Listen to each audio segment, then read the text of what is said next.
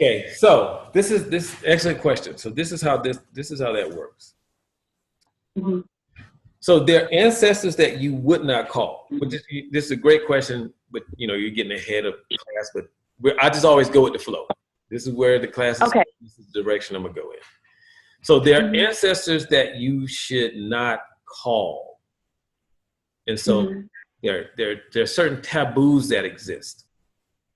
So someone in your family who committed basically inhumane acts, you should not Okay. call them.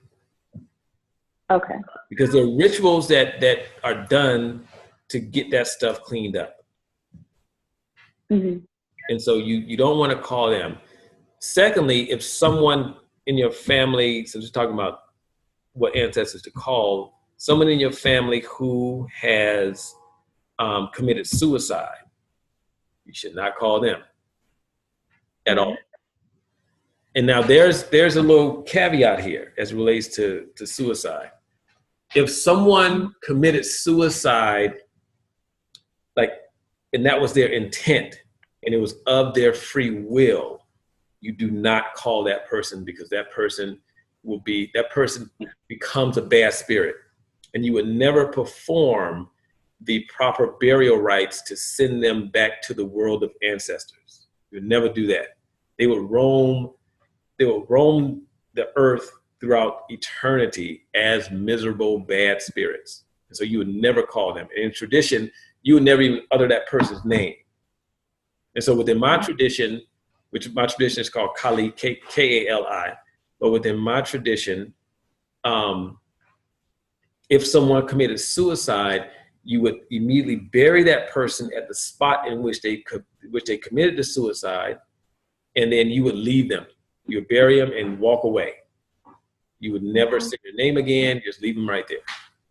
Now, I know within the Igbo tradition, what they do is if you commit suicide, they take you to the quote unquote evil forest, where all the evil spirits, and they'll just dump your body there, and nobody ever call your name again.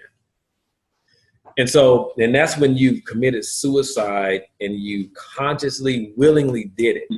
And so, if you committed suicide, but you were driven to madness, so which means that if you were influenced by an outside force, and so if you were influenced by a bad spirit or something like that, and you were driven to madness, then you would still, there's certain rituals performed, and then you would still have the proper burial rites performed for you, because it's not something that you would have ordinarily done.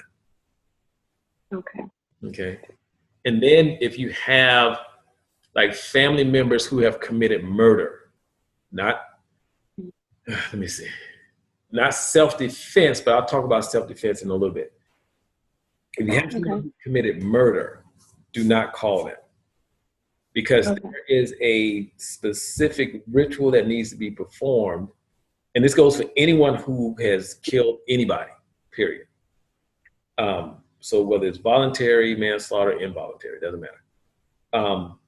You do not call those people until there's specific rituals performed to ask the person who was killed for forgiveness. Mm-hmm. And then if that person agrees to forgive you, then all is done. And that person may say that, yeah, I'll forgive you, but you need to do blah, blah, and whatever that blah, blah, blah is. That may mean, make sure his or her children are taken care of. Who knows what it is? Mm-hmm. Because you want to always have any stain of murder removed from your bloodline, because it will impact generations to come. And so there's a separate ritual performed to remove that from your bloodline altogether. And so a lot of times we're experiencing things in our families and not understanding it's because it's something that somebody did 50 years ago that we have nothing to do with at all. Mm-hmm. But it's impacting our bloodline. And so from a traditional perspective, it's always said that what you do today impacts the next 7 generations, period. Mm. And so Okay. you just have to be very aware. And so that's why when you call ancestors, so when I get to the part where I teach you how to call your ancestors, after you call your ancestors, you're going to ask your ancestors to bring forth all the ancestors that you know but you've forgotten, but tell them to only bring forth the ancestors who are clean. Mm-hmm. Because we don't know our ancestors in the way that, say, people on the continent know their ancestors. I sit there and listen to my elders do an invocation, and I'm wild. I'm like, whoa. And, you know, and I feel a certain kind of way about it because I'm clear about what's been taken away. When they'll go back 300 years calling people. And Wow. they do long invocation, and they're like the son of this person, the daughter of this, the mother of, and they just go down all the way up to themselves. Wow. And it's not something that's written down, it's all memory. Mm-hmm. So Yeah. anyway, that's that. Really good question. But I did answer your question, right? Just want to make sure I did that. Yes, you did. Okay. Thank you. All right. All right. Any more questions? Yes. How do you pronounce your name? Is it Maish?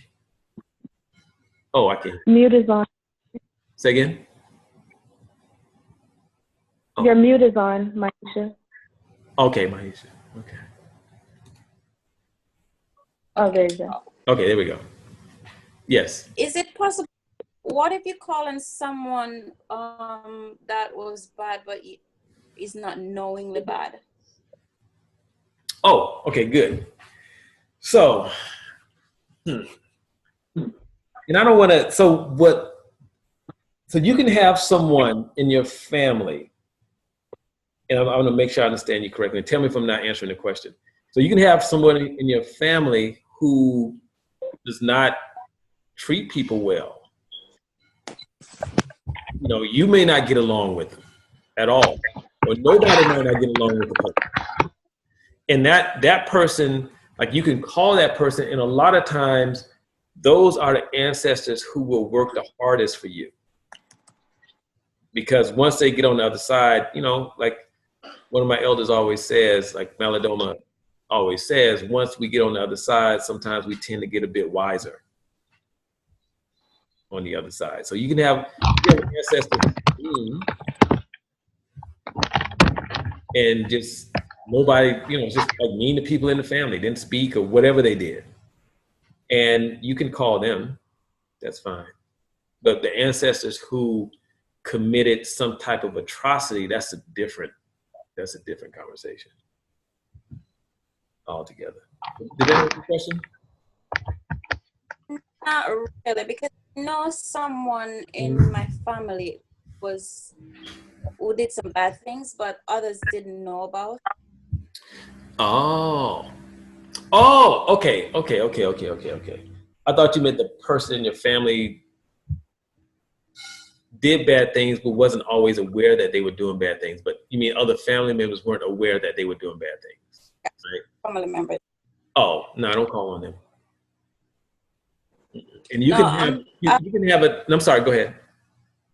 Is it possible to call on people like that, but not knowing that they were bad? Is it bad? Yes, it is. And that's why I always say to people it's good to have a divination to determine that. And you can say, like, when you're doing your, when you're calling your ancestors, you can always say only ancestors who are clean to come forth. And you can say, if I called your name and you're not clean, kick rocks. Okay. Thank you. Okay. Mm-hmm. Yes. Any more questions? I love questions, by the way. Okay. Good. So I want to talk now about the purpose that ancestors serve. So they serve many purposes. They can do many things, but there are three primary purposes that our ancestors serve. One is to help us to navigate through life. Second is to help us to fulfill upon our purpose. And third, that is to help govern our relationships. And so I'll talk about each of those briefly. So what I mean by having ancestors to help us navigate through life, that's when as we journey through life, life happens all the time. You know, that's the beauty of life, is that it's dynamic and not static. If life is static, we'll still be doing whatever we were doing when human beings first arrived here. And so that being that life always happens, sometimes things happen that are very favorable. At times things happen that are very unfavorable.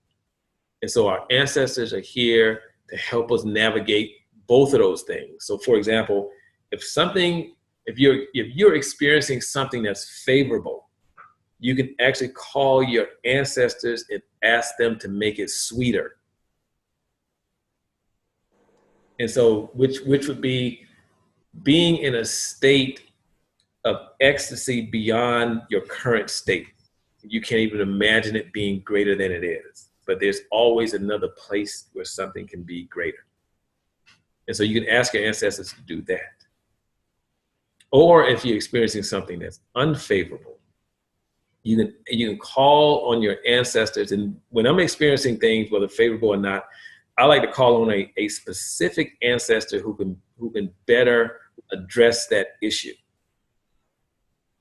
And so if I'm experiencing something that's unfavorable around my business, then I'll call on an ancestor that I know of who was an entrepreneur or something like that. Or if I don't know of any in my family, I would ask my ancestors to bring forth an ancestor that is business savvy. I would do that. And then once they bring that ancestor forth, then I'll tell them, okay, this is what's happening. This is what I'm dealing with. So assist me in this way, or whatever that is. And so if something is favorable, I do the same thing. If my business is going great, there are times I'll go to my ancestors and it's like, okay, how can I make this sweeter? And so I do the same thing with them. So you want to call on your ancestors in whatever those circumstances are, whether it's favorable or unfavorable, or even when things are just, just going along at a steady pace. So you may be at work, for example, and have a meeting. It's a very important meeting. And there are things that you need to get across in the meeting. And what you can do, and there may be like antagonist person or an antagonistic person at the meeting, who every time you say something, they're always shooting down all your ideas. So you can actually call your ancestors. And for me, I call my grandmother, because my grandmother, her name is Hilda, and she didn't play at all. And she would tell you, in fact, she'd just curse you out. It's just simple. And so I would call her in meetings like that and tell them, I'm dealing with Scott Hansen. I'm making that name up. And every time I have a meeting, he shoots down my ideas of, whatever he does. And I'll tell her to silence him.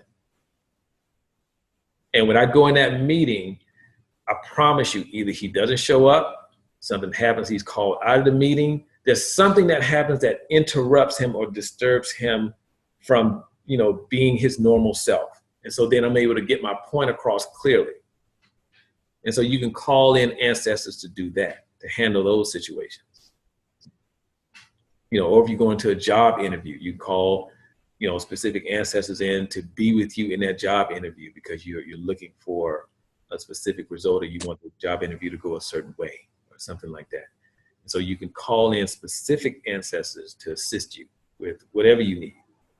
And it's a great thing to do. Now, as you work with your ancestors, you have to remember that one of the basic laws of nature is reciprocity. And so we're taught more so in the West to take, and give just a little bit, you know, but take. And I remember this woman, I was speaking to this woman, and she said, oh, you know, I understand reciprocity. And she said, you know, when I go to my ancestors, I have them do all kind of things for me, and I tell them thank you. I said, really? She said, yeah. I said, I said, so if you were working every day for a year, no, I said, just break it down. You work for 2 weeks straight on your job, and then everybody else got a paycheck except you, and your boss came and said, oh, appreciate that. What are you gonna think about that? You're gonna want your money. You don't want your check, because that's reciprocity. You're giving your skill set, and in return for you giving your skill set, then in return for that is some type of financial gain. So it's a payoff, you know, and that's the reciprocity piece. And so when you're dealing with ancestors, reciprocity piece is simple. And so the things that you would give your ancestors as an offering, a lot of times people give food, but from a traditional perspective, you would give liquor, primarily like white liquor. And you want a very strong liquor, like some type of dry gin or something like that. Or, you know, I use moonshine because I know, you know, people who sell moonshine, so I use moonshine. Cola nut, and you would want to give red cola nut. You can give millet. It's good. Water.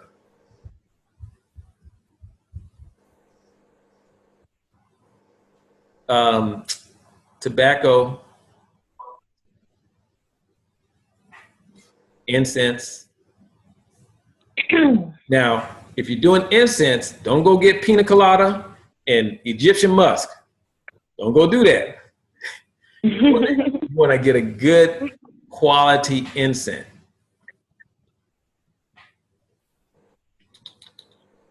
Like Indian incense are really good. Those are really good quality incense.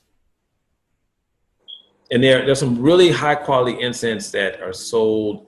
I don't know about the entire continent, but I know in West Africa they're sold, but they don't sell them here. So a good quality incense would be like some type of Indian incense. Be good.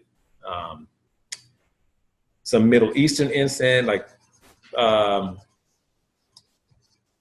what's it called? I'll send y'all the name of the incense that I get. I just can't remember off the top of my head. Like Yatra is a good Indian incense. Yatra. Those are good. Those are actually my favorites. And so I'll give you all a list of the incense that I actually purchase. And so those are really good incense. And you want to get candles. And so when dealing with ancestors, red candles and white candles. That's what you're going to use. And so that can be given as an offering as well.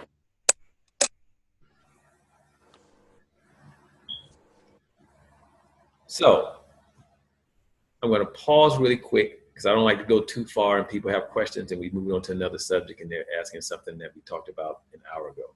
So does anybody have any questions up to this point about anything I've said?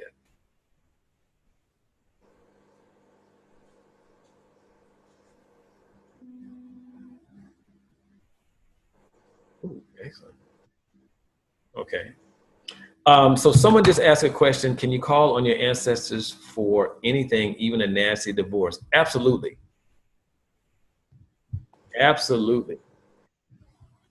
But when you call on your ancestors, you don't want to do that from a revenge perspective.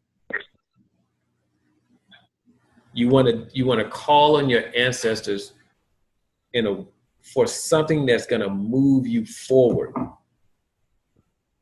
Not necessarily because, somebody did something wrong to you. They just did something wrong to you. Now, if your life is in danger, that's a different conversation. And if somebody cursed you out, your life isn't in danger at all. I've been cursed out and didn't feel like I was going to die at all. So yes, you can definitely call your ancestors for a nasty divorce. And then you have to be clear about what you want the result to be. To be very clear about that. Because you want to call your ancestors based upon a result. What do you want the outcome to be? I have someone now that I'm working with. She is going through a nasty divorce. You know, her husband, well, she and her husband owned the business, a very, very, very successful business. And they got a divorce and he ended up with the business. And now, you know, he is really draining all of her finances by taking her to court constantly. And so now she's over $100,000 in debt with attorney fees. You know, she's about to lose her home. I mean, there's so many things going on. So in that instance, that is something that is probably beyond, you know, the pay grade of your ancestors because they can't do everything. And so when you have a really close connection with your ancestors, they'll let you know, hey, this is above my pay grade. You need to go talk to, you know, an elder or a priest or someone else who can actually handle this better than we can. And so, you know, she's going to court, she's going back and forth. And so now we've gotten her to a point where she doesn't have to go to court. She's just going through mediation. So now I'm doing rituals around her getting what she wants to get out of the mediation. And so she'll get it. I'm confident in that. She'll definitely get what she needs. And she's not asking for much at all. She just wants her attorney fees paid, and she wants the house, and really that's it. She doesn't want much at all. And she wants to be left alone, and that's it. And so you have to be clear about what results you want whenever you do any type of spiritual work. But since we're talking about ancestors, when you go to your ancestors, you want to be clear about that, very clear. And not go to them and say, so-and-so made me mad. Okay, so what do you want to do about that? They made you mad. It's like somebody coming up to you saying that somebody they know made them mad. You're like, okay, so what you want? So you have to be very clear about what you want. So any questions? Oh, wait, there's another question. So how can you hear or receive an answer from your ancestors? Listen. It's really, really simple. And it's just listening and being present.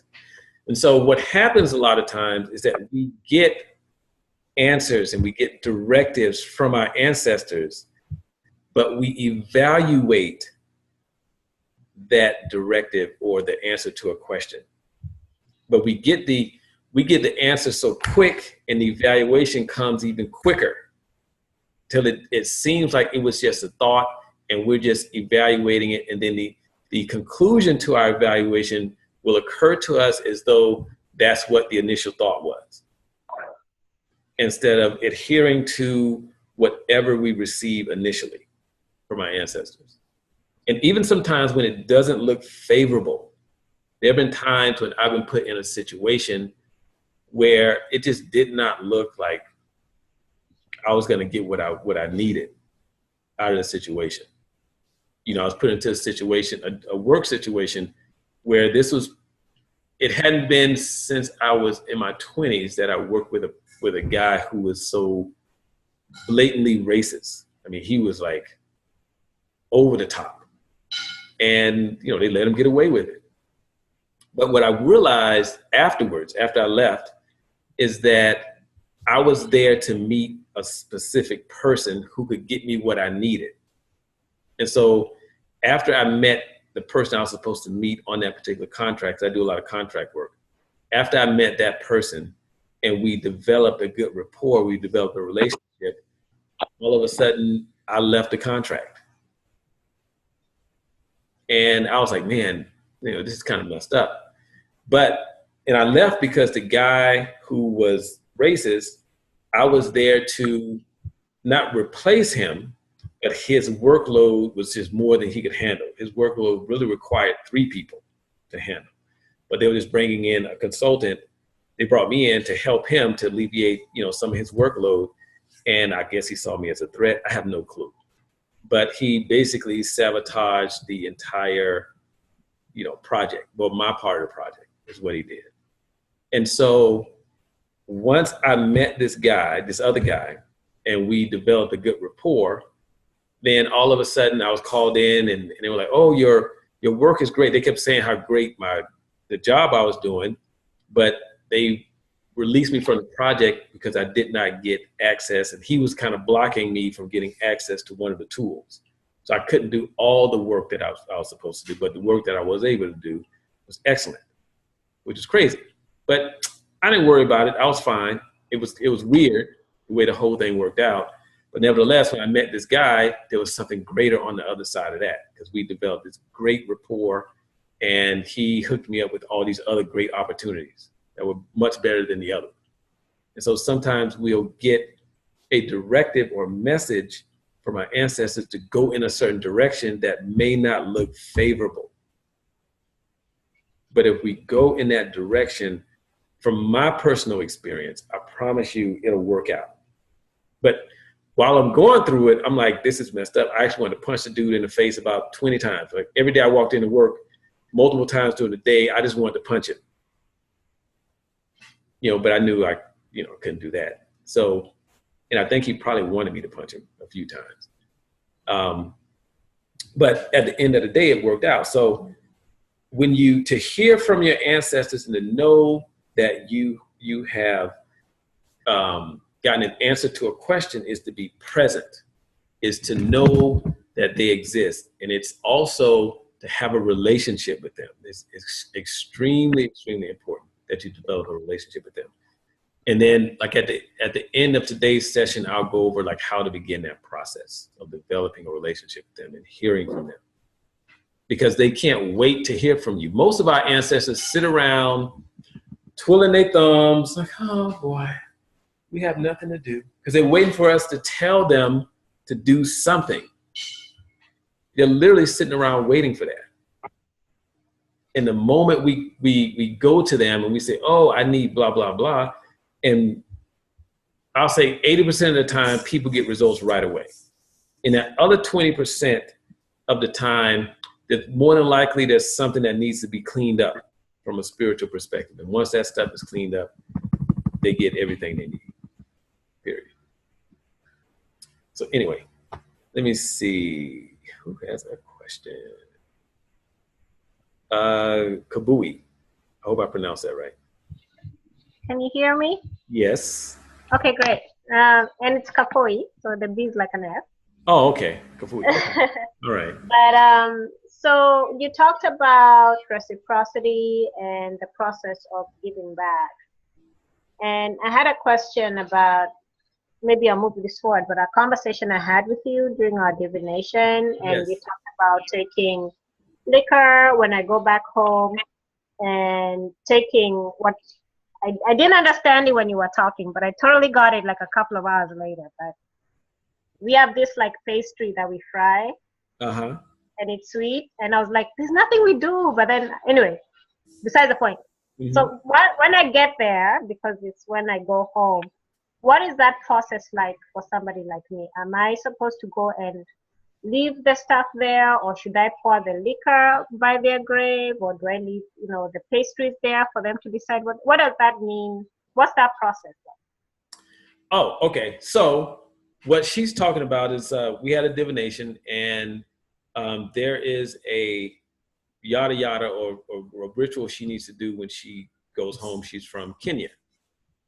And so what you need to do, what that process looks like, is you take those pastries, whatever those pastries are, you take them to that gravesite, or that place we talked about where your ancestors are buried. So you take that there, and when you get there, you want to do an invocation first. So you want to call your ancestors forth. And then when you call them forth, you just want to tell them that you come to give them an offering. And I don't remember everything I told you to say to them, but whatever that is, you say those things. And then when you leave the offering, you leave those pastries there. And then you take liquor and you want to pour some liquor on the ground. Okay. Not the whole bottle. Don't just don't No, do I'm that. ready to do the whole bottle, but hey, okay. You just want to pour some there. So you said an invocation, and my follow-up question to that is, what is an invocation? Is it where you do the ash, water, and Yes, you call them? Okay. Yes, and I'm going to go over that at the end. So I'm going to go over that again.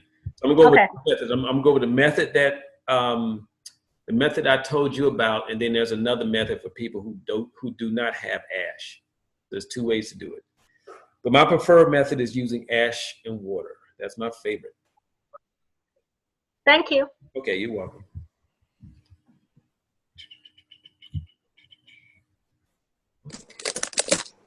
All right, any more questions before we move forward? Okay, great. So, secondly, ancestors, they're actually here to help us to fulfill upon the purpose in which we've come into this lifetime to fulfill upon, which this supersedes everything else. Because this is why you agreed to come. This is why they sent you here. You're not going to find people who just came here just to take up air. Now, your purpose may be to be a mother. That might be why you came here. And a lot of times people who've come here to be a mother, they are really like a mother to the community. And you ever meet people, and I hear this more so from women than men, because men don't really care. But you have that friend who always treats you like she's your mother. And if a divination was done on her, I promise you, without her saying anything, it would come back that she came here to be a mother. She's always like a mother hen. She always does over planning to make sure everything is fine, as though, she's planning for a bunch of kids, really. And so and some of you may be that person. And it's great to be that person, because generally those people are here to be mothers to the community at large. And so that's their purpose. So they can't help but be who they are. Even if they attempted to do something else, it will be difficult. They'll probably be miserable, more than likely. And you have men who come here to be fathers. You have people who've come here to bring and to raise a specific child, because that child is here to fulfill upon this grand purpose, whatever that is. And so you hear about, for example, a lot of, our leaders in history. And you hear about them and how great they are, but you don't hear much about their parents.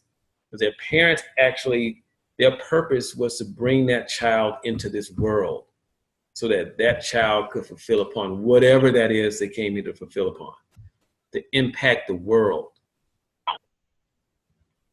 on a global scale, or in some instances, just a national scale. But those parents came here just to bring that child into this world. And that's why they fulfilled that purpose. And so our ancestors are here to help us to fulfill that. And it's the beautiful thing. There's not one person on this call who does not know their purpose at all. I see some of y'all looking crazy, but everybody knows. I've never sat with anyone during a divination and told them what their purpose is, and they were like totally shocked. Like, what? It's always been confirmation for what they've always known. but they may not have spoke what that is. Or it may be something that goes against what they were taught or told they should be or do. Because, for example, you know, if someone said, oh, you came here to be a woman, I mean, not a woman, you came here to be a mother. There's not a lot of women in our culture who are going to jump up and down, you know, with excitement, you know, thinking that, oh, I came here to be a mother, because women are taught, oh, you're independent, you can be whatever you want to be, period. And to just be a mother is not satisfactory at all. So I've sat with a lot of women where that's their purpose. And when I tell them that that's their purpose, they'll break down into tears, because I'm confirming what they know, but they've been resisting it based upon like how they've been taught. But they know it deep down inside, like that's what they hear, and they know it. But society tells them that they're greater than that,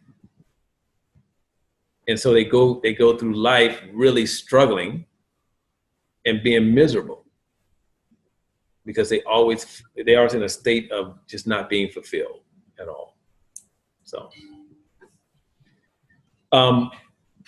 So that's the second purpose that ancestors serve. And so the third, which is everybody's favorite. Wait a minute. Kafui, yes, you have another question? Yes. So, clarity, how do you get clarity on your life purpose? You know, like you think you know, but you're really not sure, and you're like really trying to say, am I on the right path? Mm-hmm. You know what I mean? Yes. So how would you know? So you know that you're on your life purpose when things are easy. So meaning that whatever that purpose is, the moment you begin to explore that, it just seems very easy. There's no effort behind it. It seems like it's second nature. Okay. Okay. Yeah. You know, it's like when I sit down and divine, it's easy. I put very little effort behind it. And it seems second nature. Even when I was a kid, it was that way. But I never talked to anybody when I was a kid because I didn't want people to think I was crazy. So, you know, it's effortless. If somebody sits in front of me, I just start talking and I just start getting information about them. I don't put forth a lot of effort. I don't go into this Zen-like state and light 2,000 candles and listen to 22,000 megahertz music. You know, I just sit down and just information comes. It's very effortless. Very, very effortless. Hold on 1 second. Get somebody in the class. Okay. So that's how you know. And a good thing to do is if you can have a divination to find out, and you can actually go to your friends and say, what do you think I'm good at? Because our friends and family, they always see us all the time. They see us in a way that we don't see ourselves. And so a good place to start is there. Just ask them, you know, how do you see me? What do you think I'm good at? What kind of person do you think I am? And tell them to be honest. You're not gonna get upset. You're not gonna get in your feelings about it because it's not personal, because you're like in this exploratory stage. You're just exploring to get to your purpose. And so that's an excellent place to start. And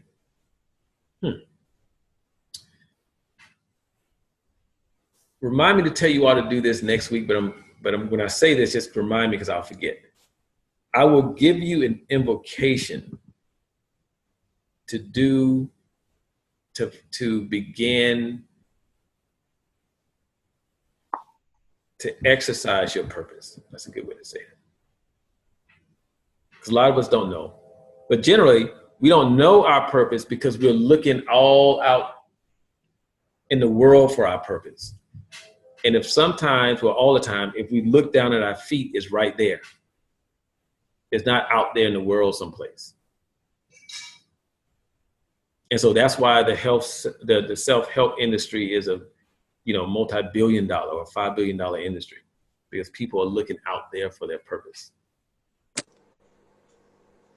And when you purchase those books and you read them, maybe 10% or less of the people who buy those books actually impact.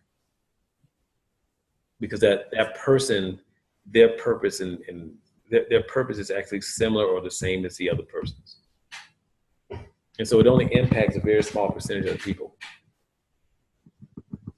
So you don't have to travel to, some people do. You don't have to travel to India to get your purpose at all.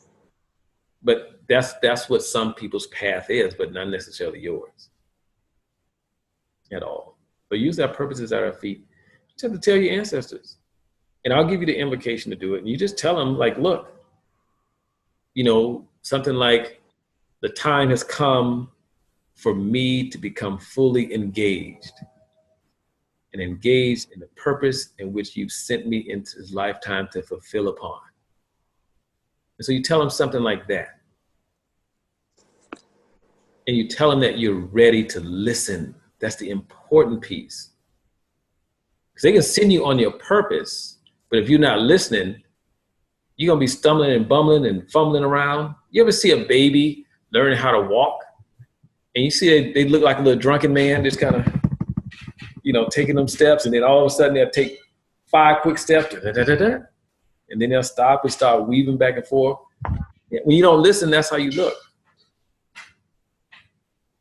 And so it's important to listen and tell your ancestors that you're ready to fulfill upon that purpose, because it's time for you to become fully engaged in that purpose, and that you're ready to listen to them,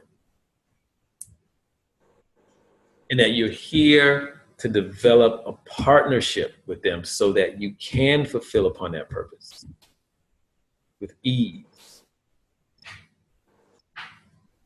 and with grace.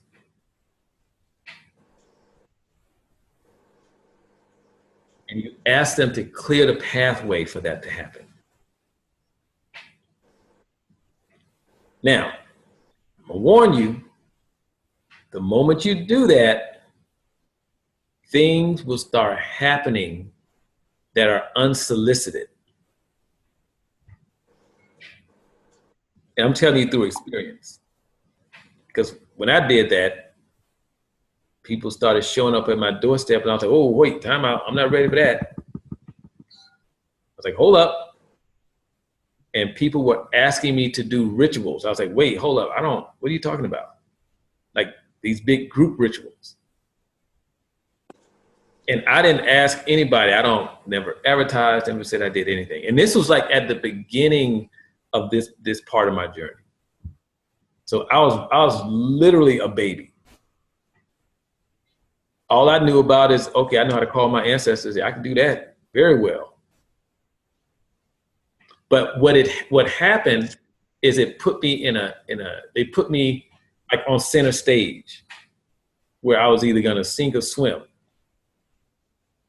And so I called my elders, had a conversation, and they were like, oh, okay, that's fine, do it. I was like, whoa, time out, do what? Hold up. No, do the ritual. And they basically told me to listen. And my ancestors would tell me what to do. And so I sat down and I listened.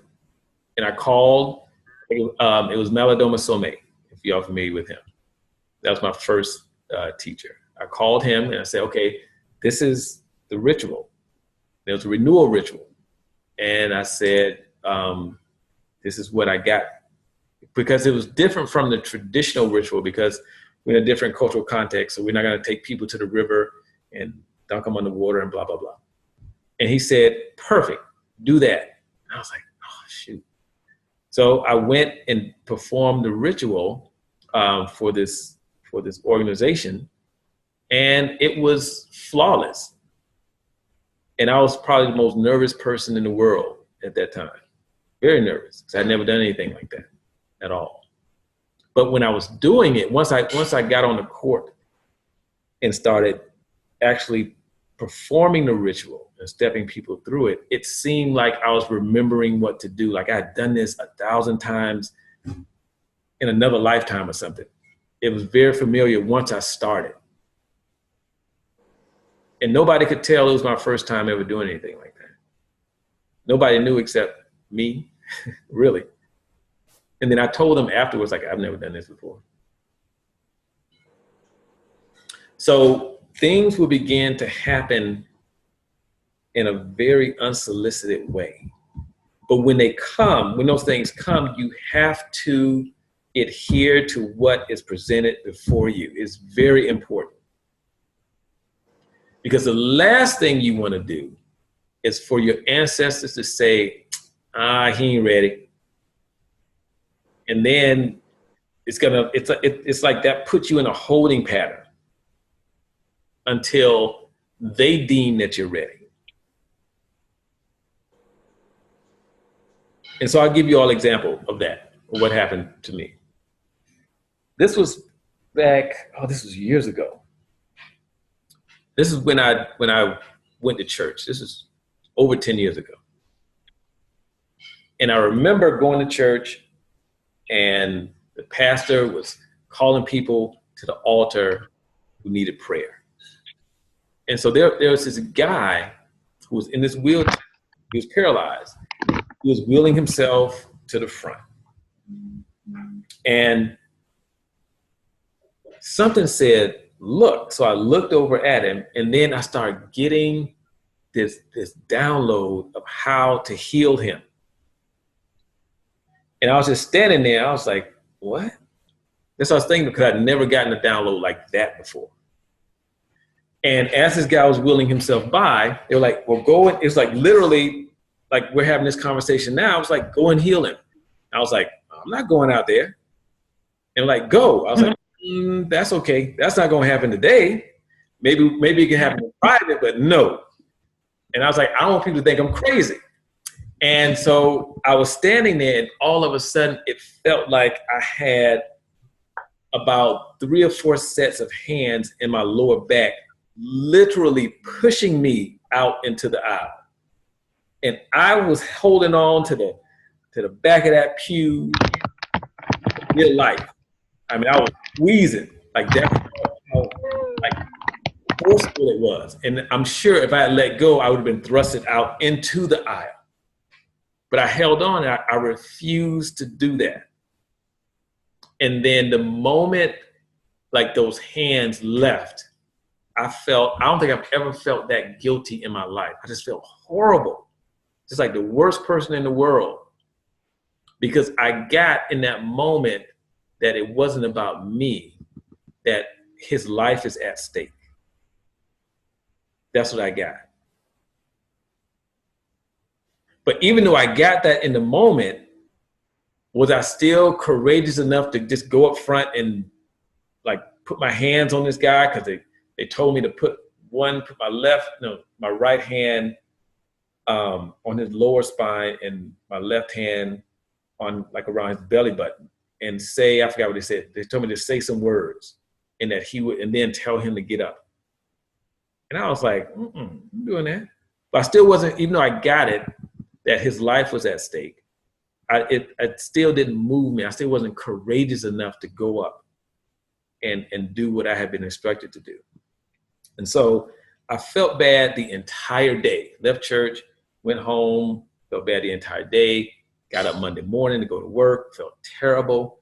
And I remember driving to work, and it was very clear. My ancestors said, we're going to take that away from you. It was very clear. And I was like, oh, no, don't do that at all. And they were like, no, we are. And ever since that day, like there was a sense of emptiness that existed, because that part of my medicine was taken away. And I didn't know how strong it existed in me until it was gone, because it felt empty. So fast forward, maybe over 7 years later, I'm sitting in front of Malidoma Somé getting my first traditional African divination. And he says to me, he says, he said, you see this? And he pointed to one of the pieces. He said, this is a demon. And he said, your ancestors put this demon here to block your nature.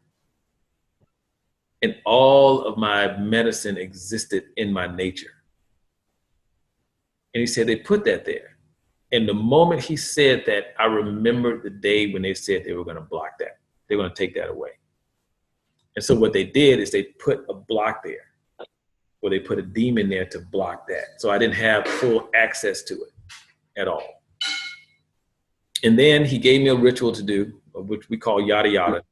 He gave me a yada yada to go and do. And I had to go out into the bush and what did I have to do? Find a tree, take a cob of corn, like summer corn, knock on the tree, and there's some things I need to say. And I had to walk through the entire forest slowly, taking each kernel off of that cob and tossing it into nature, because of asking my ancestors to restore my nature. And then he said that I would see a sign once I actually threw all of the pieces one at a time. He said, I can't like grab 10 and throw them. You take your time and do it. He said, I'll get a sign from nature. And that sign would let me know that my ancestors have agreed to restore my nature. And he said, I had to sit there and wait for an animal or an insect to come and actually eat some honey or sesame seed. And so I had to sit there and wait for a sign from nature. And so finally the sign from nature came. And so I'm leaving that area. There's some other stuff I had to do after that, but make a long story short, I'm leaving that area. And the interesting thing is a bee actually came and took some of the honey. So anyway, I'm leaving that area because a bee is significant. And you'll see why.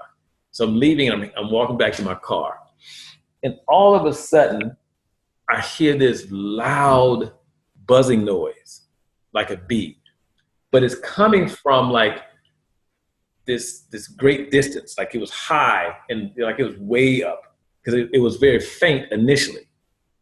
And whatever it wasn't small, but it was buzzing. And as it got closer, it got louder and louder and louder and louder. And right before it struck me, I actually looked up to see what it was, and all I saw was like this flash of light. It looked like a crystal. And when I saw it, I turned my head away, and it hit me right on the crown of my head. That is the worst pain I've ever felt in my life. And anyone who has been stung by a bee, you know that the bee has to actually land on you. I've been stung a lot of times. It has to land on you, take out the stinger and stick you. Whatever this was, it actually impacted me immediately. There was no delay at all. And I was screaming, running through the bush. It hurt, like I don't know what. And then something said, there was a stream that ran along one of the paths. So something said, go down the pathway where there's a stream and take some water and put it on the sting. And the moment I did that, like the pain was reduced by like 80%. And I went to my car, got in my car and left. And ever since that day, like my nature has been restored. And I can show people now where that, whatever that was that stung me, I still have a mark there on the crown of my head. And this happened years ago. And sometimes it itches, sometimes it doesn't. So, but that's why it's so important to listen to what they're saying. Because if you're not serious, then that's an invocation you don't want to do. Because they will say, oh, okay, great. I'm glad you're ready to fulfill your purpose. And they will lay it all out in front of you.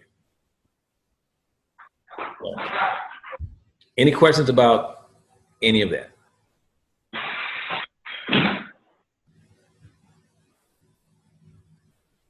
Okay, great. Let me see what questions we have here.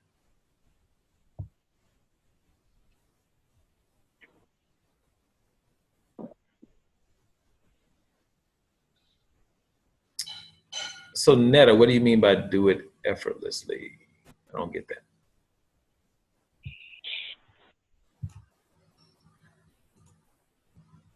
Oh no, that was just in response to the question on how do we find our purpose. I was agreeing with what you were saying. Oh, okay, yes. Okay. Yeah. All right. Yep. Yeah. So when you ask them, they're gonna show up. I'm telling you. And Malidoma, he warned me. He was like, okay, when you do this, they're gonna show up. And literally a week didn't pass, and people started calling me and showing up. So let me see. Kafui, yes. So, to live, for somebody who comes into this world, for them to live their greatest life, do you agree that they would have to be living in their purpose? Yes. Okay. Mm-hmm. So, what would you say for somebody who, like, you know, you're on the fence and you're like, okay, I want to live my purpose, but the way you just described it, I'm like freaked out because, like, what if I can't handle what shows up? Oh, you can handle it. Okay.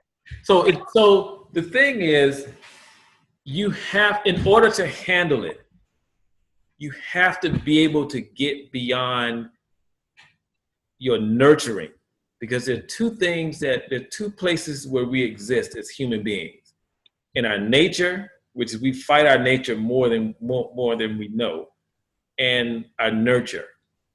And the nurturing is what we've been taught, who we've been told that we are.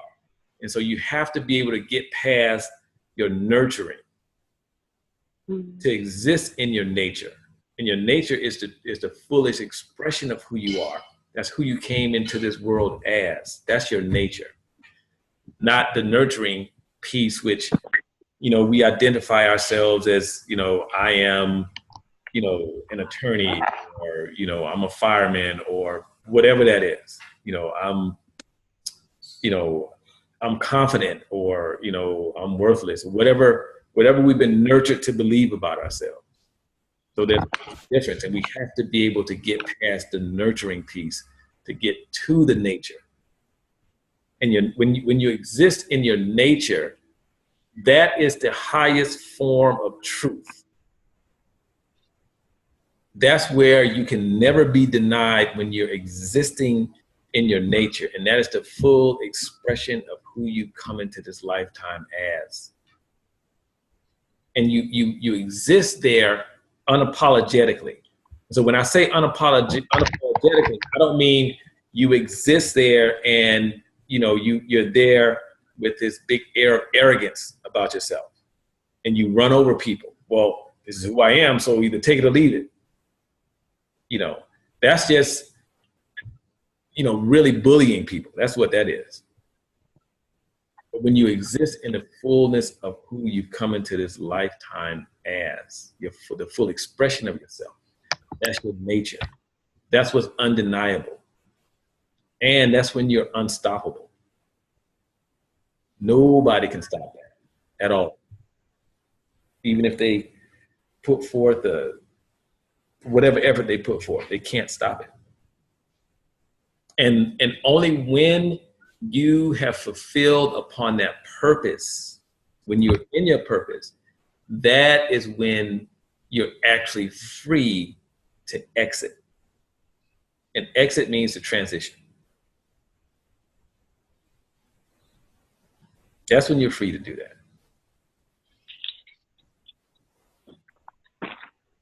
But prior to that, if you're living out your purpose, regardless of who comes against you, they can't stop you. They won't be able. It's impossible. So that is that. Let me see. So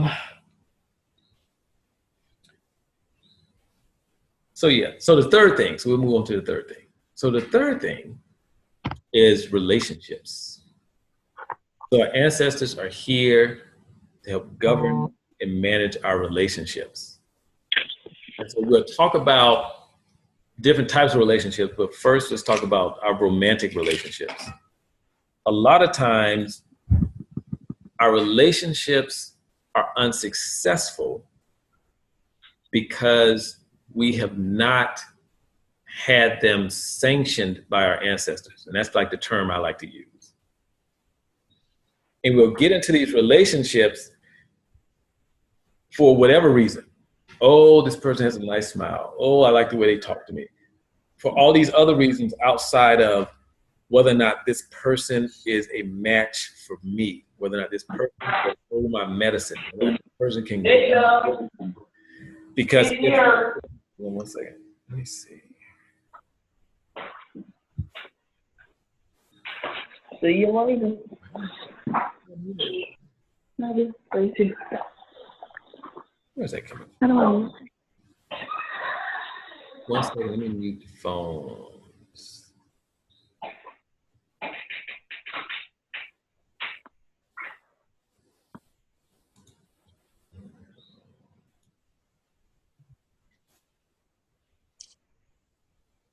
Okay, I think that did it.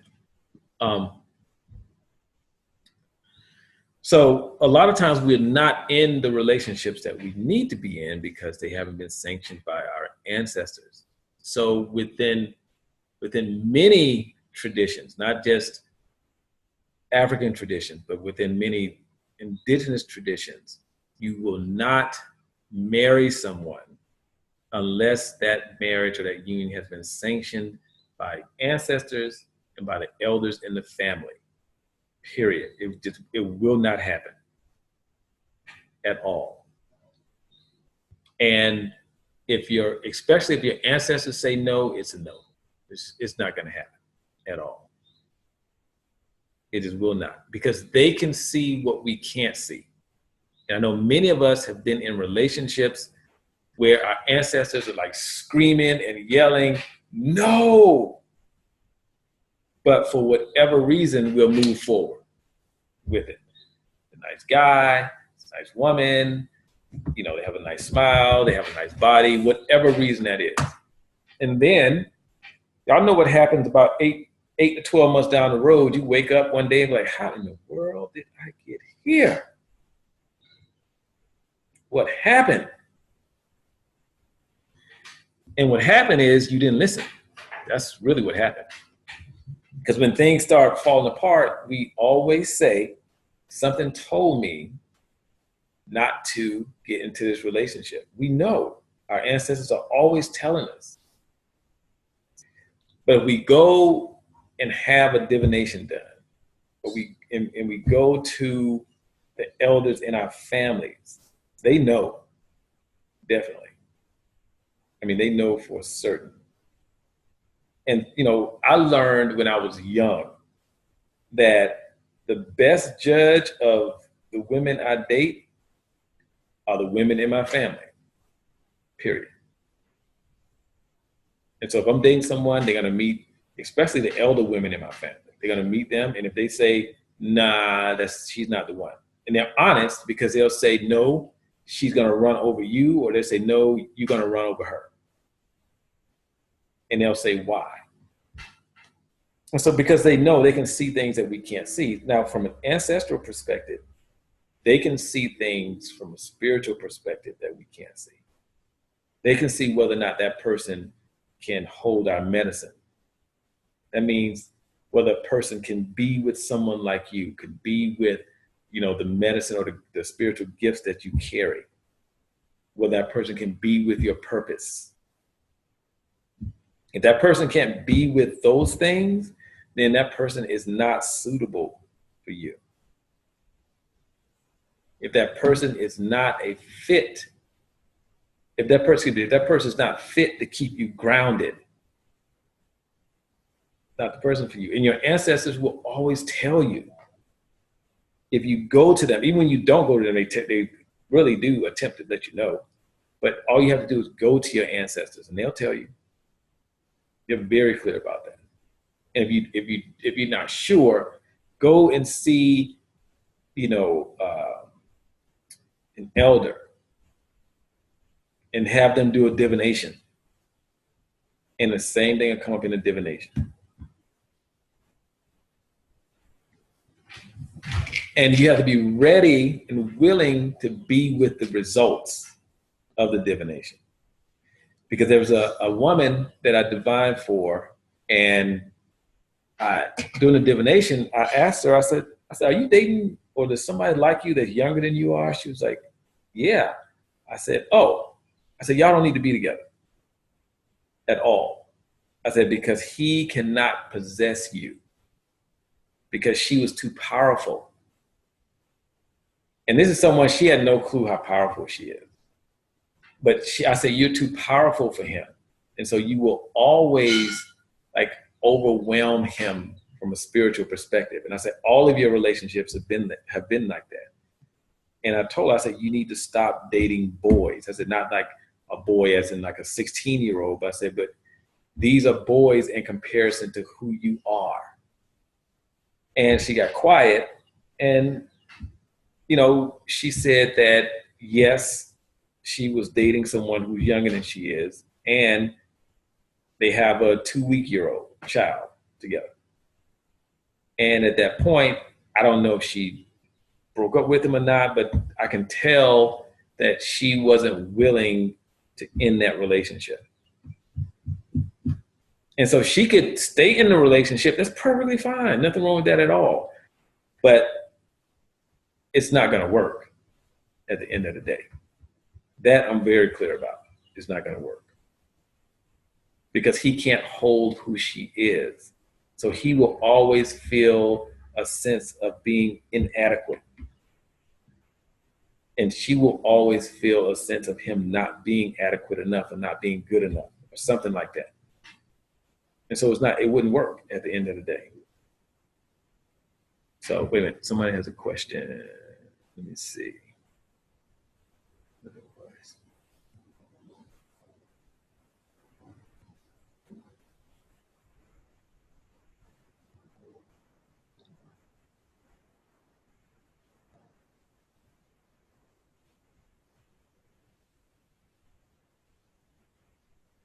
Oh, okay. So if you're in a relationship and the person wants out of the relationship, yeah, you can go to them at any point. It doesn't matter if it's during the relationship or after the relationship, and ask them about that relationship. You can definitely do that. Absolutely. Absolutely. Will the ancestors allow you to find love again? Absolutely. But you have to be willing. When you go to your ancestors for that, this is what I do. You go to them and you let them know that, look, like everyone has, and generally our ancestors won't send somebody that we don't like. So that doesn't happen often at all. But you can tell them that you want to be in a relationship again. You want to find love. And you have to tell them that you want to be adequate enough to be in a loving relationship that will last and have your partner be the same. And so a lot of times we don't look at ourselves because there are times when we're in relationships, they don't work, and it's really our fault. It's all over here on us. But we'll look out there someplace at the other person. But we have to be in a position to be able to be in love, to receive love. And you want to tell them to make sure that they send you someone who can hold your medicine. Very important. Well, they're going to do that anyway, but that you recognize that that's the person, because they're not going to send you somebody who's inadequate. Now, we may go out and choose someone who is,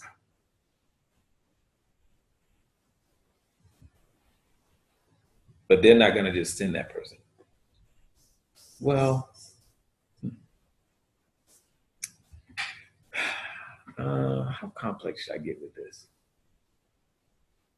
Depending on who you are.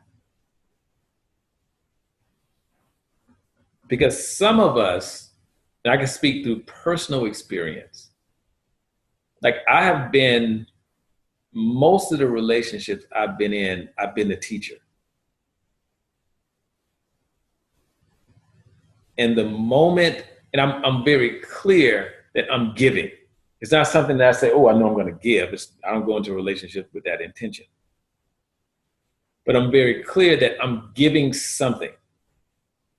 And the moment I've given what the person needs or given them what they need, my ancestors will say, your work is done. Like literally those words. And the first time I heard that, I was probably 27. And I was like, what in the world is that? I knew nothing about ancestors, nothing. I was like, what? What do you mean work is done? Like, I didn't even know where the voice came from, but it was as clear as day. It's like, oh, your work is done. And then continuously, I stayed in a relationship, continuously they said, your work is done.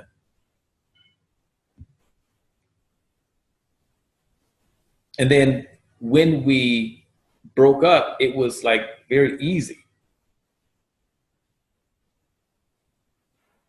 And so I provided whatever that was I needed to provide. And so that's happened multiple times.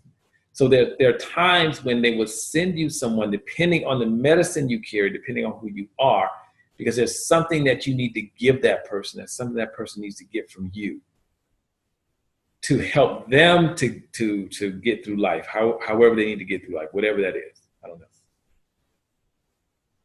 So there are instances when that will happen, but if you're very present, you'll know when that's happening. Like if that happened today, I would be very clear, like, okay, this is what this is. So I'll go along with it, but I'll be clear about what it is.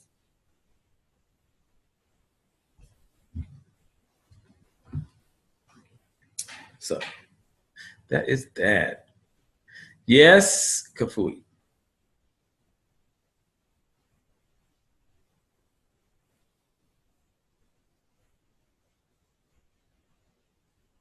Kafui, you have a question?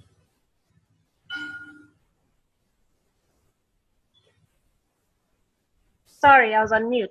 Oh. Okay, so I'm gonna try again. Could you define again what you mean by medicine or hold your medicine? Yes. So medicine is what we call in the West, it'd be called your gifts.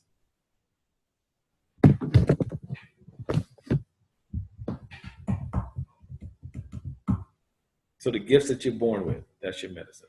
And so it's termed as medicine because your gifts are given to community for the healing and the advancement of community. So that's why it's called medicine.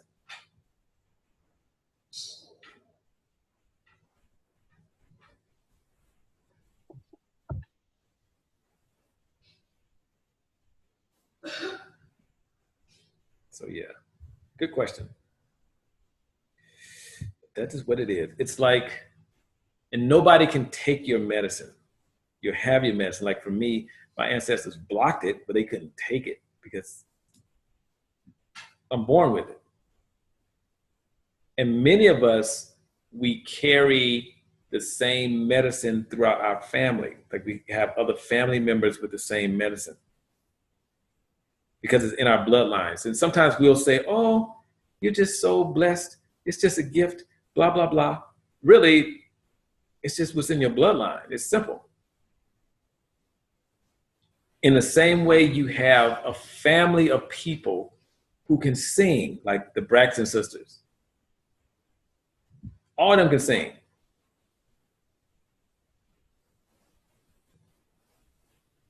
That's because that's the medicine they carry.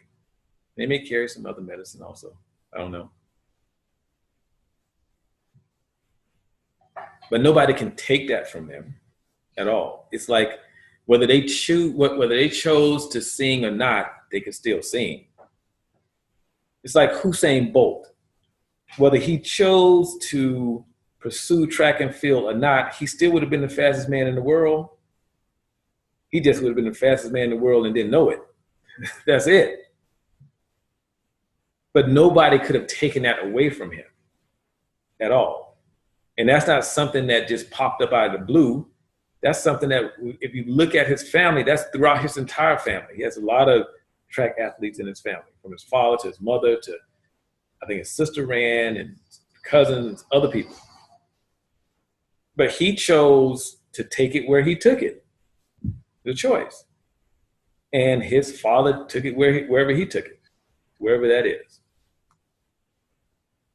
But nevertheless, still the fastest man in the world either way.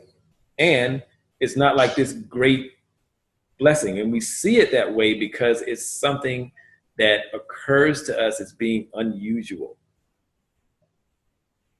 You know, we don't say that, you know, we don't see a family in, it's no different from like, if you see a family and everybody has big ears. Well, you know why they have big ears? Because that's in their bloodline. And we don't say, oh, you're just so blessed to have those big ears. We don't say that. And so there's no difference between the medicine you carry. Like when I found out who I am, like the fullness of that, I went and started asking like my family members, can you do this? Can you? And everybody said yes.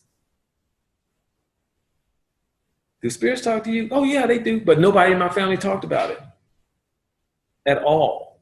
There was not one person or one family member on my mother's side, because I get all this from my mother's side, on my mother's side of the family who said no. From my uncles to my aunts to cousins to everybody. Oh yeah. Mm-hmm. But 99.9% of them are afraid of their medicine. Because my mother actually has spirits that come to her at night or in the daytime, it don't matter. And she'll be sleeping and they'll start pulling on her ankles and she'll wake up. And she buries her head on her pillow and start praying that they go away. Because she's afraid, because she doesn't know who she is. And I asked her one day, because she wanted to go away, I said, how long have you been experiencing this? She said, oh, since, you know, she remembers when she was maybe 5 or so. And I said, oh, great. I said, next question. I said, at any point, has any of them attempted to harm you? She said, well, no. I said, well, all right then. They're here to tell you something. They want you to do something. I don't know what that is. But she can't, there's nothing she can do about it. She could pray till she blew in the face. They still gonna come because of who she is.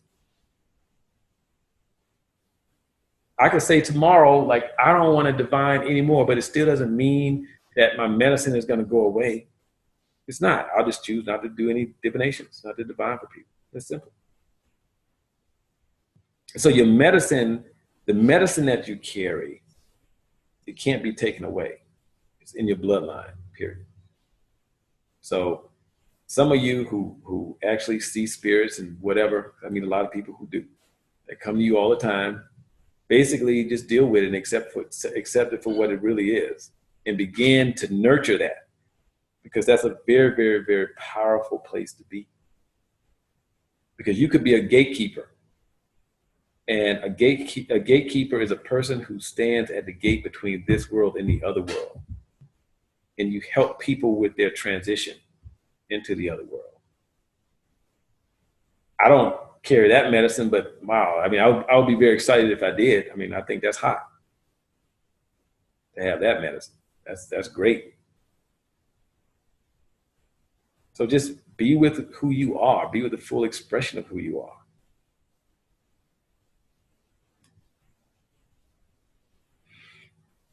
So anyway, let's get back to relationships. Sorry, went off someplace. But wait 1 second.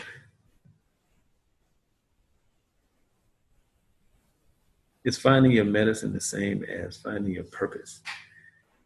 Your medicine will be. So the question is finding your medicine the same as finding your purpose?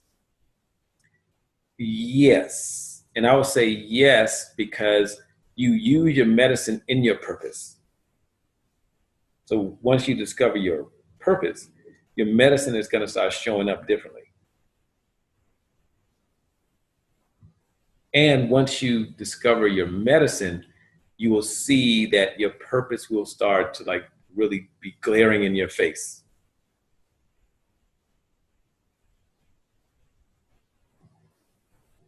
So yes, is the answer to that question. So our ancestors are here to help govern and manage our relationships, as I said. And so any type of relationship, whether it's romantic relationships, relationships in the family, relationship with your friends, because you have your friends, because your friends can hold your medicine. That's what you have.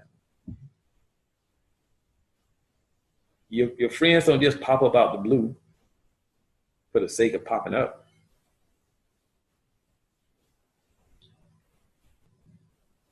And in some instances, you will find that you and your closest friends carry the same or similar medicine. You find that a lot of times.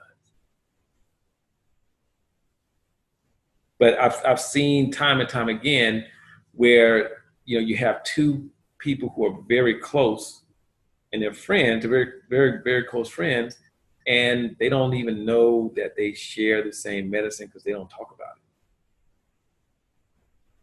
it. You don't have a lot of people talking about the spiritual aspect of their being.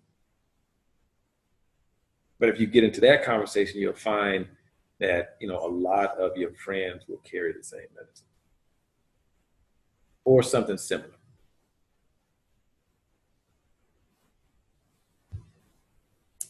But your ancestors are here to help govern those relationships and relationships in your family. So basically, when you're having issues in your relationships, you go to your ancestors with that.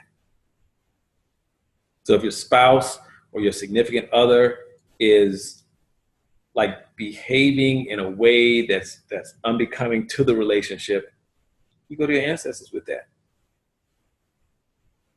You go to your ancestors with it, and you would. So if you're not married to the person, you go to your ancestors and ask your ancestors to bring forth that person's ancestors, and then you have a conversation with their ancestors. But if you're married to the person, then that person's ancestors become your ancestors, so you can go directly to their ancestors. And then you have whatever conversation you need to have.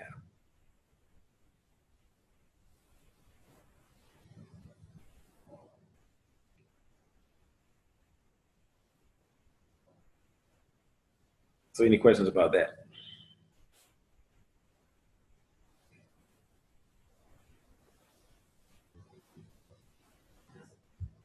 Okay. So now, let me see. Where can we go with this? Oh, yeah. So I was going to talk about altars and shrines. Well, let me make sure everybody clear about the who, what, when, where, how, why about ancestors. Actually, something else we can talk about ancestors. Is everybody pretty clear about that so far? I have a question. Yes. Just for a little bit of clarity. So with how do we feed our I think you kind of answered it. How do we feed our relationship with our ancestor? Is it always just about going to ask for clarity on our life and issues that we face?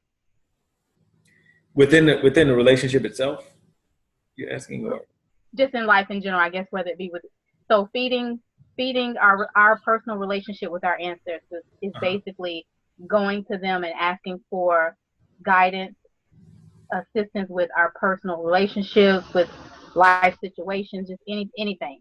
yes, Is that okay? anything. Yep. And so sometimes, well, let me back up. So yes, that's how you do that. And like this is just not even 10% of like the whole world of ancestors. Not even 10% of that. Because the stronger your ancestors are, the more velocity, not velocity. The stronger your ancestors are, the more they can do for you. That's a good way to put it. And most of us, we have ancestors who are weak, who are in a very weakened state. And they're Why would that be? Is it because they haven't? Is it because we haven't communicated? They're not as mature with the. Does that make sense? Yes, it does. So it's because we've forgotten them. Okay. That's one of the reasons. Second reason is that, like because we've forgotten them, we don't acknowledge them. Okay. So they haven't grown in their spirit realm in order to help. Well, they're just not them growing in their spirit realm. You have to get like when you give an offering to your ancestors, it's just like somebody giving you some nourishing food. So you can give candles. That'll strengthen your ancestors. Kola nut will strengthen them. Incense, oils, like those things are items that will strengthen those offerings. Okay. Yeah. Mm-hmm. Got it. Yeah. And then which is a great question, because it actually caveats into talking about shrines and altars. Because when you have a shrine, that's when your ancestors exist, or they have the potential to exist at like 100% effectiveness and 100% of their power.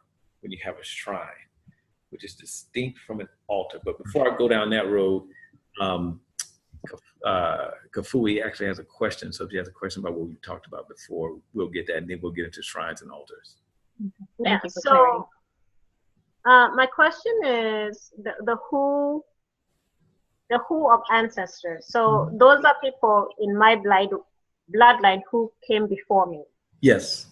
Now, what about, say, a sibling who passed away? So a sibling who passed away is an ancestor. Okay. Yes. Go ahead. I'm sorry. So can I call on that person if they're clean? And yes. So if somebody died out of sickness here, is that ideal to call that person? A lot of pain. Ooh. Let me just say a lot of pain. Don't. If someone died and they were in a lot of pain, the problem with that is when someone dies and they're in a lot of pain, they carry that pain. Okay.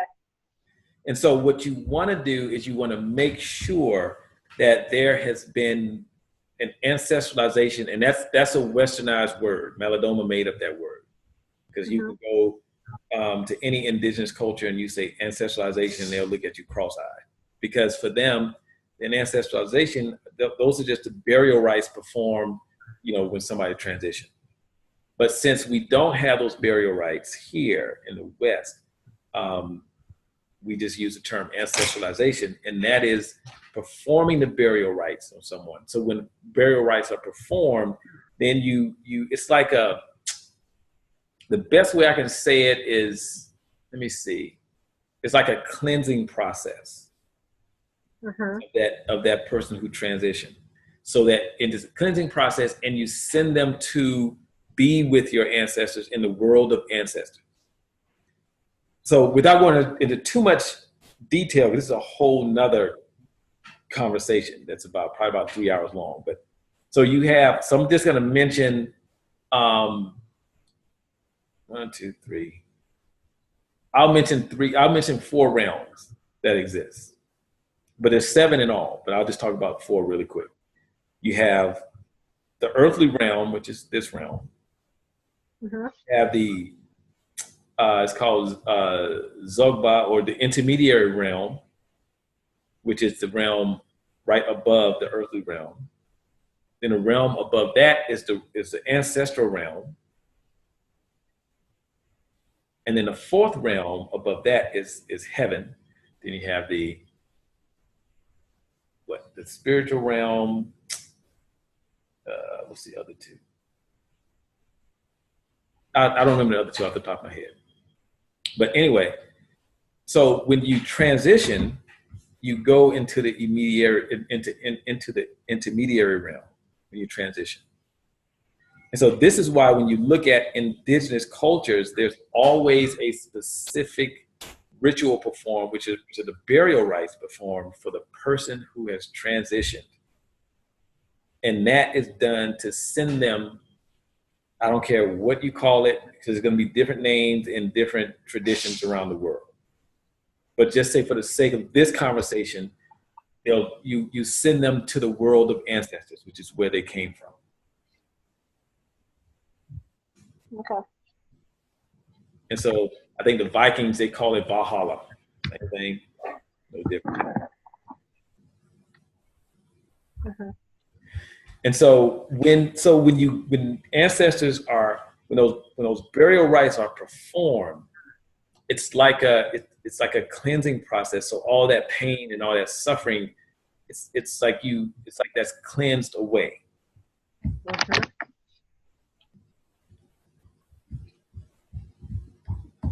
Okay. And so that's why I say, make sure that you tell your ancestors to bring forth ancestors who are clean. And you can say clean and who are without suffering. You can say that. Okay.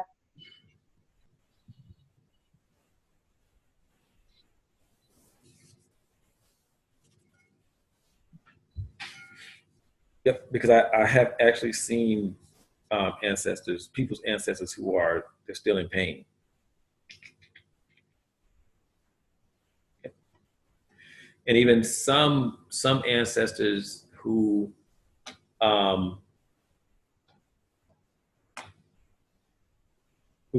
died or who transitioned suddenly, and they're just kind of confused. They're in a state of confusion because they don't know what happened. Like there's someone I know whose grandmother transitioned. She went into the hospital for just hip surgery, and she transitioned to surgery. And it was very clear when I looked, I can see her sense of confusion. Like she wasn't clear about what happened, where she is, and any of that stuff. So, excellent. Good question. Okay, so now y'all ready to talk about those shrines and altars? And this is not, I'm gonna be clear about this. I do not slam altars at all. I just distinguish the difference between a shrine and an altar. There's a huge difference. So an altar is just a place where you can go to give ancestral reverence. That's an altar. And an altar, you will have various artifacts and paraphernalia, like pictures and maybe a ring or a necklace or a tie or a lighter or whatever it is, you have it there. Something that symbolizes the ancestor that transitioned. And you'll go there periodically and light a candle and put a plate of food there or something like that. And you can actually do some spiritual work there. But the thing about an altar is that I can go and create an altar any place. I don't need any, you don't need any pictures or anything. You can literally go and designate a space in your home and say, this is the altar, and you can go there all the time to be with your ancestors and get the same results that you would get if you had an altar erected.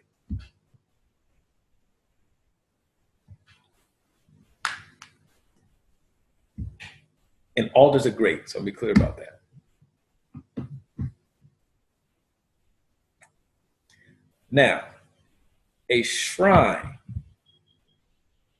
is a communication device, or it's like a beacon or communication between this world and the other world. It is a structure that was erected using nature or using natural material. There was a specific ritual performed over that shrine to invite your ancestors to sit on the seat of that shrine for a specific purpose.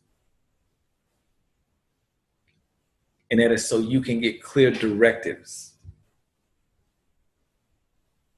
It is so the family can maintain its level of being whole and complete.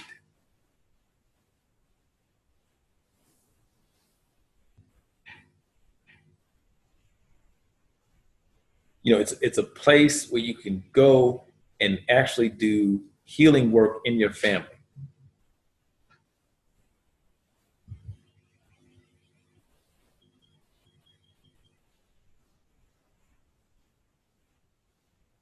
It's a place you can go to do work at your shrine and have your ancestors to influence family members who may have gone astray, for example.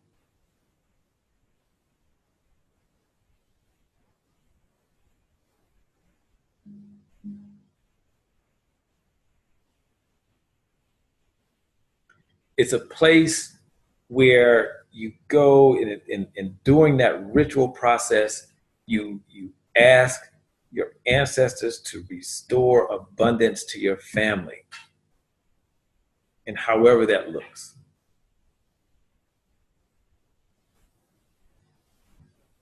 You know, and you tell them, like when you're creating a shrine, to restore like the abundance of health, the abundance of wealth, the abundance of joy.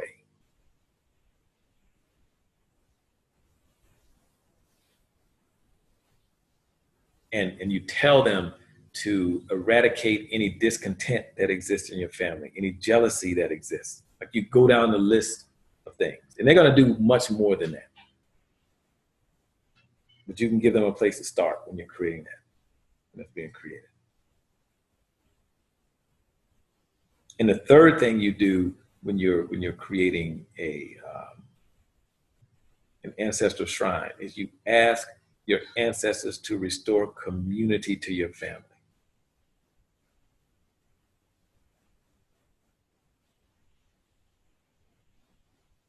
And so in doing so, your family will become, you know, more cohesive, more organized.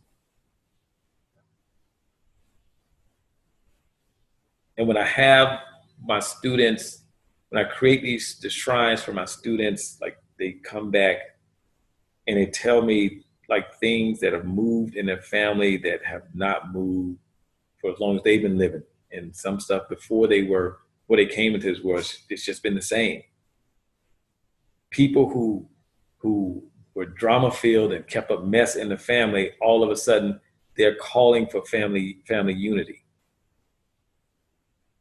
Unsolicited. You know, so things will begin to move in your family. And then when you go through these 3 steps, it strengthens your ancestors that much more. And when you have your shrine created, your ancestors will immediately go to work without you telling them to. They will immediately go to work. And having your family exist in the way that it existed in the beginning of your bloodlines. That's when it was whole and complete.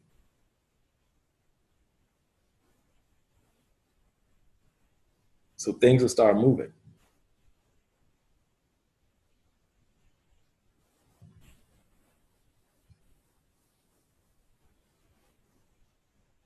So those are the differences, some of the minor differences between an altar and a shrine. Like in my classes, I actually have, and I may let you all sit in one of those classes. How do you think about that? When I start, because I just went through 2 weekends in a row of creating shrines for my students who are in the ancestral shrine class. And like one of the exercises I give them is to pick a family member who is dealing with something. High blood pressure, stress and depression, whatever, it doesn't matter. They're dealing with life in a way that life doesn't work for them. So it could be some illness or whatever. And I give them a specific ritual to do at the shrine, and they have to do this ritual for a week. But they cannot tell the person that they're doing the work for that they're doing the work. Because I want to eliminate any type of placebo effect or anything like that. You cannot mention it to the person. And then at the end of the week, which would be on a Friday, they go to the person and ask, oh, hold on.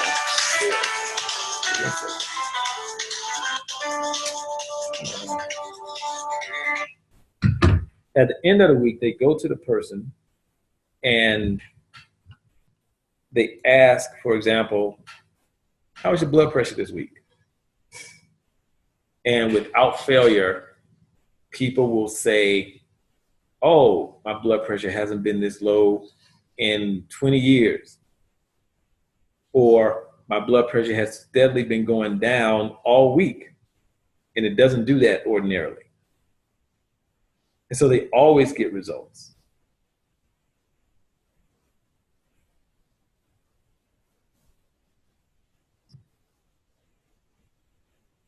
Even in my last class, I had someone whose sister is dealing with sciatica, I think. Yeah, I think it's sciatica. And her sister said, matter of fact, she did it. Her sister has diabetes and sciatica, both. And so she did the ritual for both of those things for her sister. And her sister was like, this is the first week. And her sister hadn't thought about it. She said, you know what? I didn't have to take any pain medication this week. This is the first time.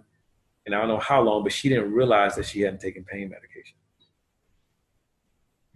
She realized, when she checked her blood sugar, she realized her blood sugar was low or normalized, whatever. I'm not really into diabetes, so I'm not really sure, but I guess it was low. And so they get results. And so, like, those are the things you can do at a shrine that you're not able to do at an altar. So there's a huge difference between the two. And a shrine just looks like, the shrines there's sort of various types of shrines. So there's not like one type of ancestral shrine. There's a lot of different types based upon the tradition that you're coming out of. But, the shrines that I have my students create come out of the Dogra tradition. And they look like a mound of red dirt. That's what they look like. Nothing fancy about them at all. Nothing. And those of you who saw like the little video snippets I put up, you saw it was just a mound of dirt in a pot. But you take you take yam caps or the caps from yams, and you stick them in the side. You need 3 of those. Stick them in the side. You need a rock to be on top. And so you use nature to create the shrine. You need millet. You need millet beer or a dark beer. Either one is fine.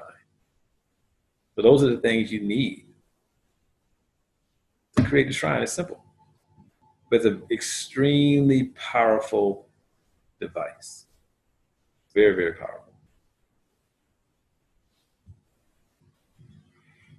And so that's why for me, every family should have a shrine, an ancestor shrine. Every household should have one. But of course, in our culture, like I've had to modify the shrines a little bit because we move a lot. So traditionally, you'll create a shrine when people build a house, they pretty much stay there until they transition. And so you may not, for instance, within the Dogra tradition, the ancestor shrines are not in pots. You create like a house for them. That's the best way I can interpret that. And you put them in the house. And people, in the houses you create for them. And so they're not portable at all.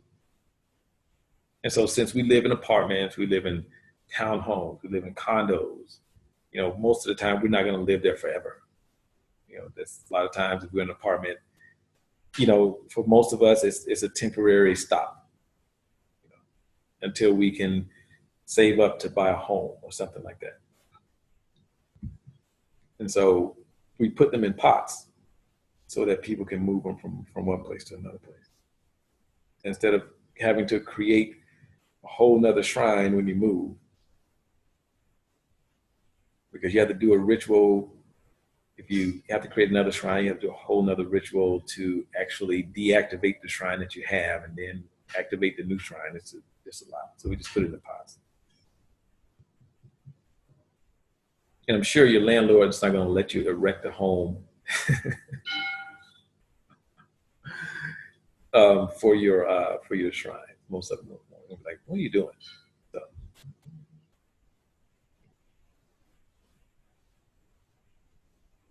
So yeah. So that's the difference between the two. Any questions about that?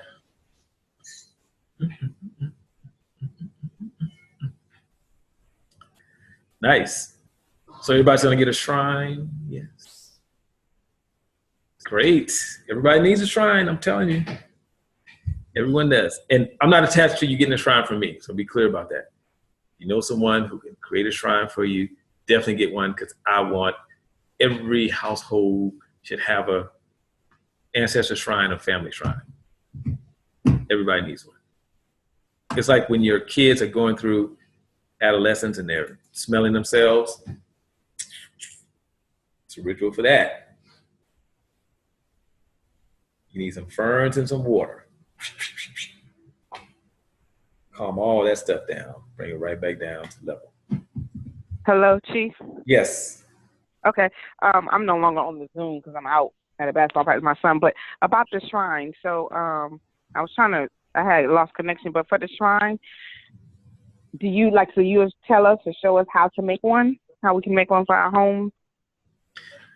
Yeah. So the shrine, I have a whole class on that. So let me explain. Okay. Yeah. So I have 2 classes around, and soon it'll be 3 because I'm gonna do ancestralization soon. But I have 2 classes around ancestral renewal and communication.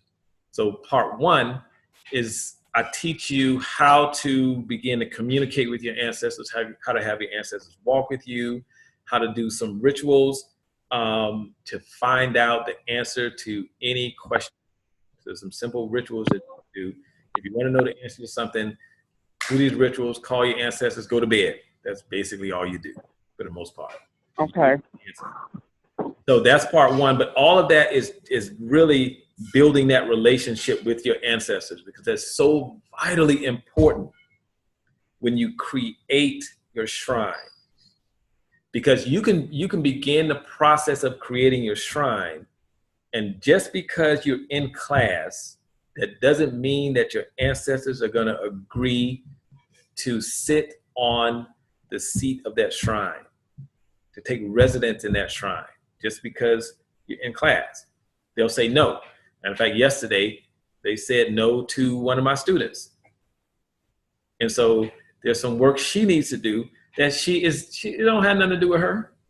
It's her brother. But all of that came up when they said, no, I have to go do a divination. And I came back to her and I was like, you have a brother? She was like, she just rolled her eyes like, oh my God, yeah. And I said, this, and this is happening. And this is what needs to happen in order for them to say yes. And she just looked and she was like, oh my God. And, you know, she said she's been trying. But unfortunately, he doesn't listen at all. So until he gets himself together, they're not going to let her create a shrine, because what he's doing is impacting the family spiritually, on a spiritual level. And so they want that to be handled before they agree to sit on the seat of that shrine.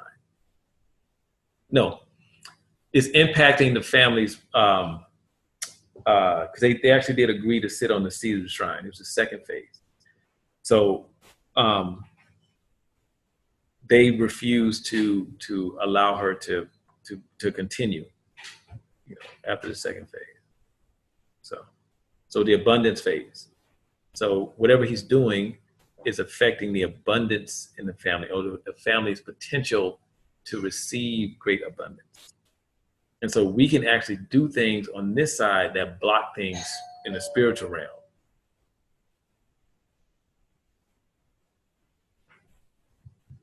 And so we need to get that stuff cleaned up. And so until she does that, he said no. And which was unfortunate.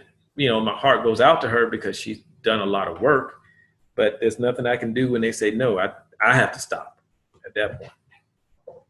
And so what I do in the class is I teach you how to build the shrine, but I have to activate it, because only an approved or an initiated person, whatever you want to call it, can do the actual activation piece.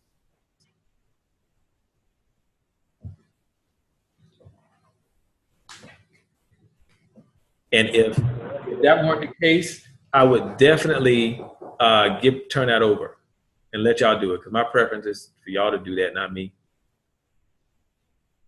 That's my preference. Y'all hold on one second. Somebody's at my door.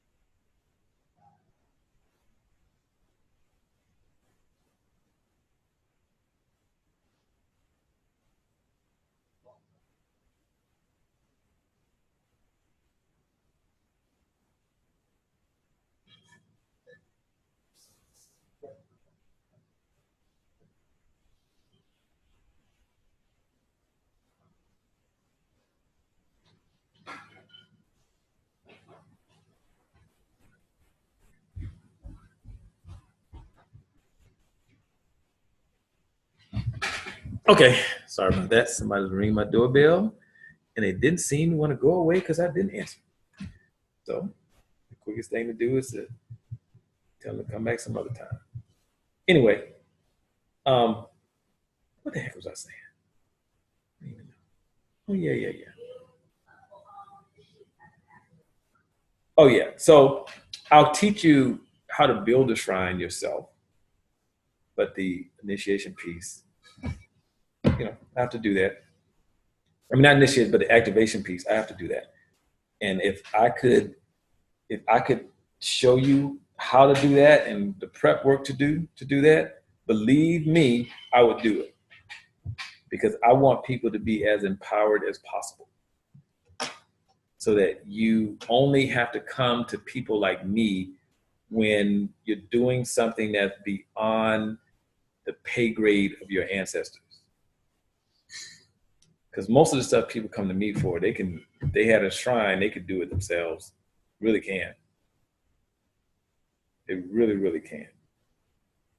And come to me when you're dealing with like some real serious life issues. Like, you know, if somebody's on trial for murder. Matter of fact, I'm dealing with a guy now whose brother is on trial for murder and he didn't do it. And so we're doing rituals around that, you know, to make sure that, you know, he's not falsely convicted. And so that's when you come to me. But, you know, if you need a job, go to your ancestors for that. Go to your shrine. You know, you have to come to me for that. You know, that's easy stuff. Very easy. So yeah. But yeah, anyway, I'll teach you. I always teach people as much as I can. And there's certain things I can't teach you because you have to go through an initiation process. And some things, if people knew how to do them, they could abuse the power of it. So, but I do teach people as much as I can. Because I prefer all the power to be in your hands as opposed to everybody coming to me. Period. Because that makes the world better, in my opinion, if you can do your own stuff. But anyway, that's that. Any more questions about the shrine?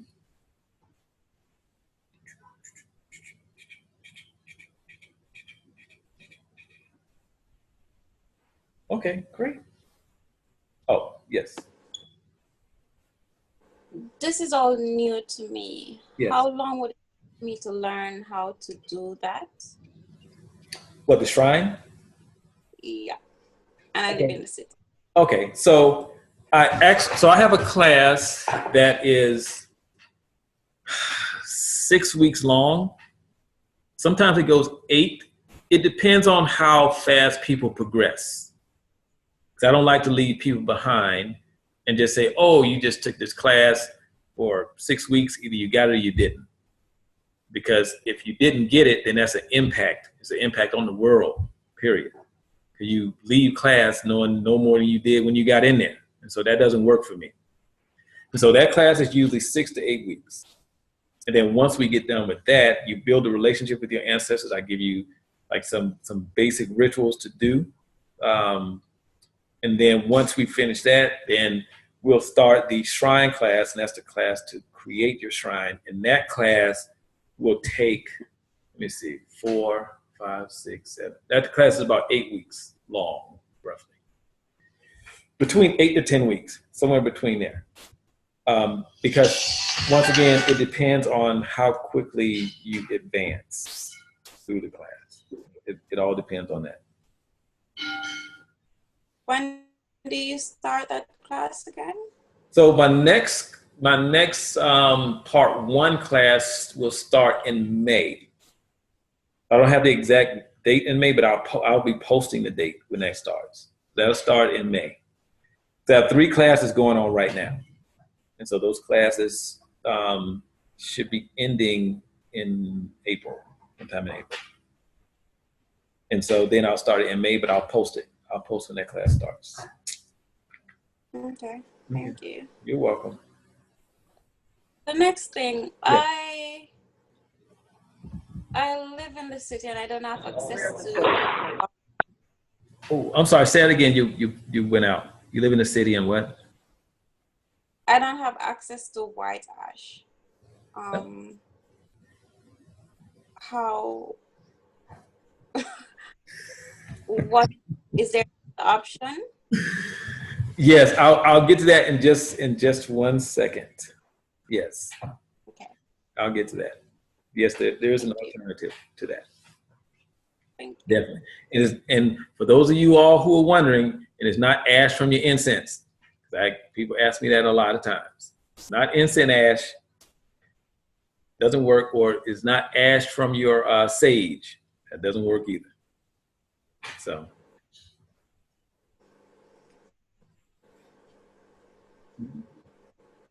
But yeah. I'll give that.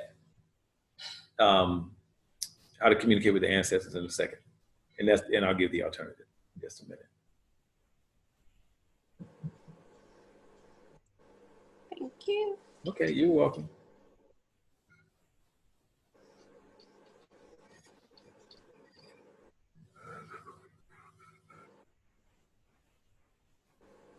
Oh, so Denise, your son is smelling himself, huh?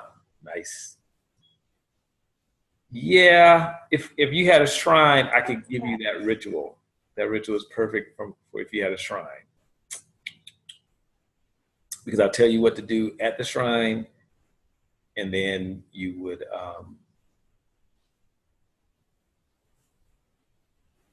get some ferns and water, and then you would brush him with the ferns and water. And that should handle that. But do you need a shrine to do that, or is that something that can be done without the shrine? a shrine, yeah, you need a shrine to do that. Okay. Mm-hmm. Let me think. You definitely need a shrine.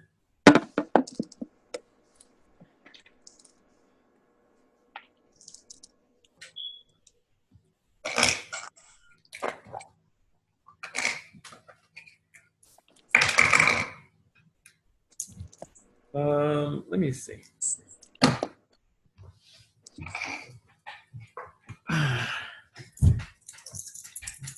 So Denise.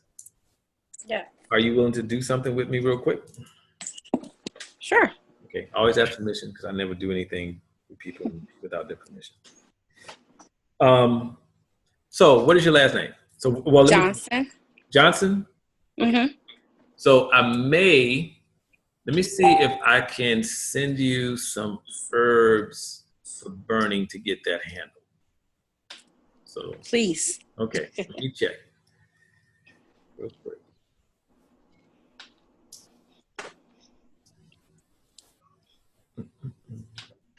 So, okay, before I do this.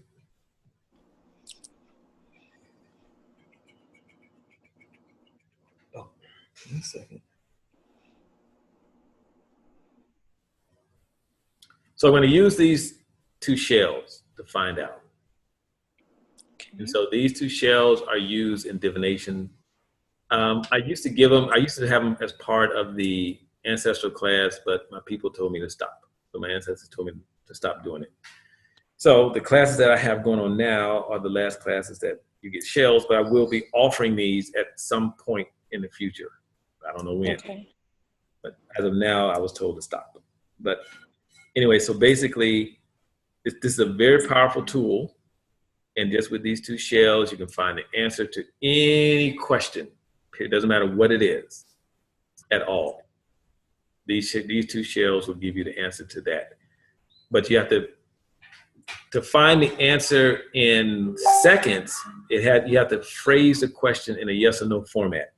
If you want to find out the answer to a question that's not in a yes or no format, that's something else you have to do with the shells, with some ash.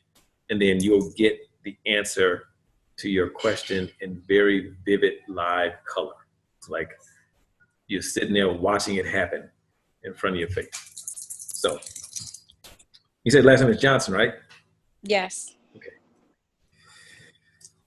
So when you have the shells for women, you would blow on the shells 4 times because within African traditions, 4 is the number for women, and 3 is the number for men, and 7 is the number for completeness. So you'll see that. You'll see 3 and you'll see 4 all over the place. Like some places you'll see a 3-legged stool, that's a man's stool. You'll see a 4-legged stool, that's a female stool. So you'll see that. So if you ever go into like an African shop or something like that where they sell like African goods and you see a 3-legged stool, that's a male stool. See a 4-legged, that's a female, blah, blah, blah. And then let me do this and then I'll get into other stuff, which is very interesting. So I'll blow on them 4 times and then ask whether or not any of the herbs that I have available will help you with your son. Okay.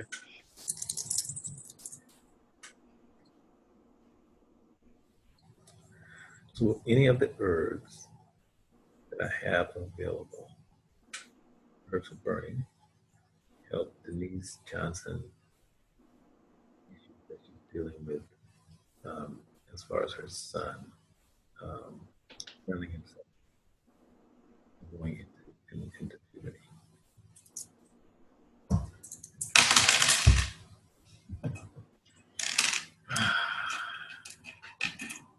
Nah, nothing I have here on hand will do it.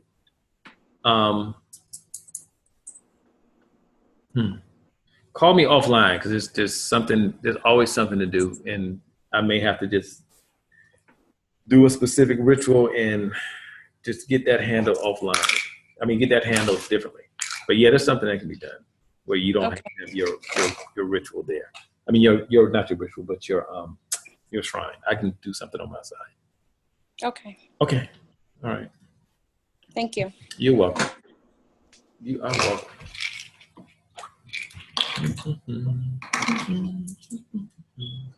Okay.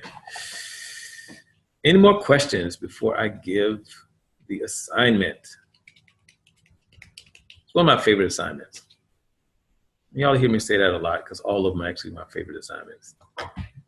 So there are two ways, there are two methods that I use. There's hundreds of different ways to communicate with ancestors, but there's two methods that I use. One is, I'll do the simple, the easy one first. One is having a bowl made out of natural material. And I just tell people, just get a wooden bowl. That's probably one of the easiest things to find. Or a calabash. I use calabashes all the time. And water. You don't want to get City Punch. And those of you who don't know what City Punch is, that's water out of the faucet. Because you don't know what's in there, all kind of stuff. So you want to use like some bottled water that you would drink yourself. And so what you're going to do is you take the water and pour it into the bowl. And when you pour the water into the bowl, you want to speak into the water. Actually, there are three ways. Let me think. I might do something different with y'all. There's a third way to do it, and I'll do this because I haven't taught anybody this method. See, y'all want the method I haven't taught anybody? Y'all want the method I give everybody? Which one y'all want? You. Okay. So you can take your bowl and some water, and what you do is you start to call the names of all the ancestors you know. And as you call their names, you take the water and you just start pouring some of the water out as you call the names.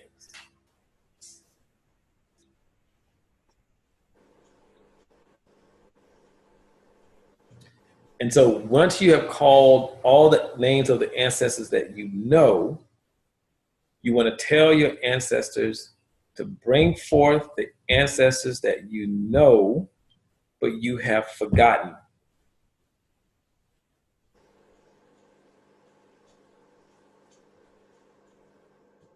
And that takes care of all of your ancestors that you knew before you came into this lifetime, and the ones that you knew in this lifetime, but they just don't come to mind at the moment. But you want to tell them to only bring forth the ancestors who are clean and without pain or suffering.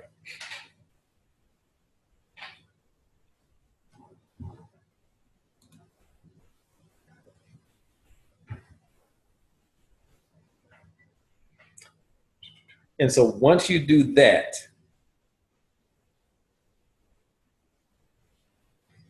you want to state your intentions. And your intentions are always Why did you call your ancestors? Because when you call them, they're going to come and they're going to be like, so what you want?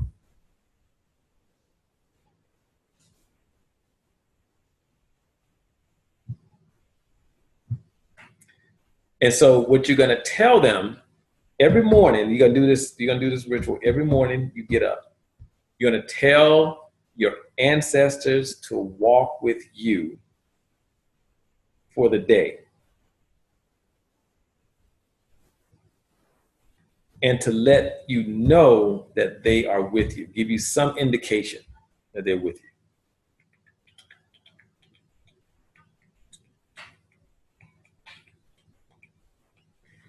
And so the way that they will let you know, I can't tell you definitely that they're gonna, when you walk outside, you're gonna see an image of your ancestors standing at the threshold of your door. I don't know.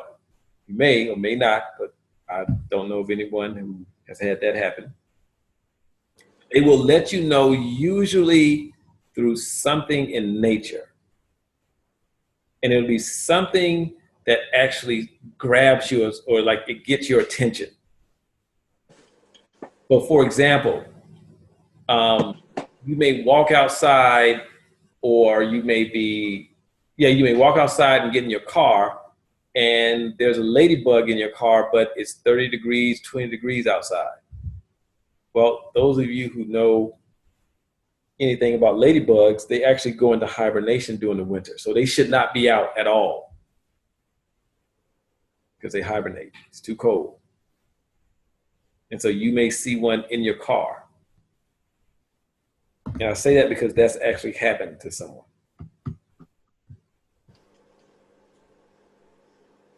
Or you may walk outside and there's a flock of birds in your yard. I've done rituals and gotten up in the morning and literally, not figuratively, there's like 300 birds in my yard. And that doesn't happen. There's nothing in my yard for them to eat. So they would come every other day or something.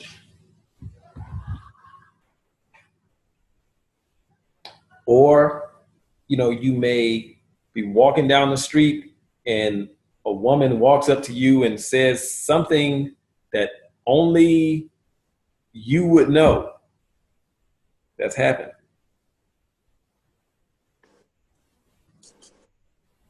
Or like one of my students, she was saying that she hadn't gotten any messages from her ancestors. She had done the ritual all week. And I always say they speak to you, you just have to listen. And she said, well, the only thing that happened was I was walking my dog in the park and this man was sitting on the bench and he said, you don't know me, do you? And she said, no. And he started telling her things about her and her life, her children, like nobody should know that stuff. And he just kept going on and on and on. And then he told her, he said, if you want to know more, he said, anything you want to know, come back tomorrow and I'll tell you. But she was not being present and she wasn't listening. That's part of listening and being present. You think she went back the next day? Nope. If it was me, I would have spent the night in the park. Because there's some things I want to know. God dog it. But when she told me, I did a quick look, and that was actually one of her ancestors.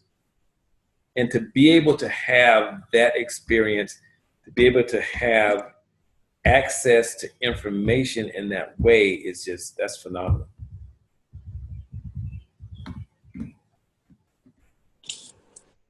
Or you may get up and I don't know, somebody saw something in the yard that was just totally out of the ordinary. So you have to be present. Sure. That's the important thing. And you have to listen. So, hello, Chief. So can I ask a quick question? Yes. So when you say we do that and we call our ancestors, and I don't know if I missed this, but so how do we know who to call? Like I know, I guess I can call my grandfather, my great grandmother. They're the only ones I know I can call. Okay. So would that be who I will call? So That are no longer here in living on Earth today. Right. So you call the ancestors that you know.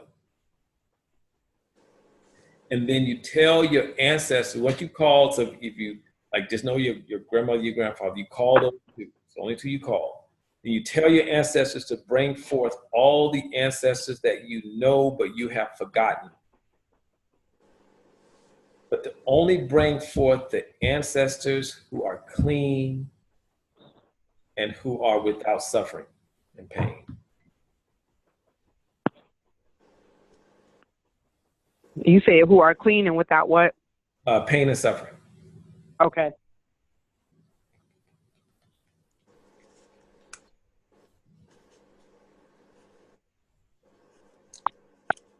So you do that.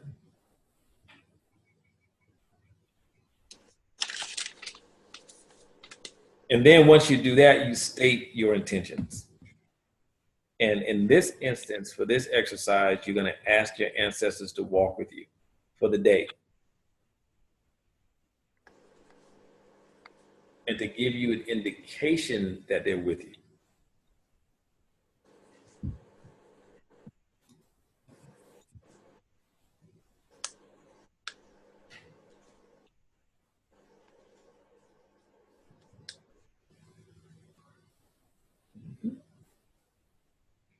Okay, that's it.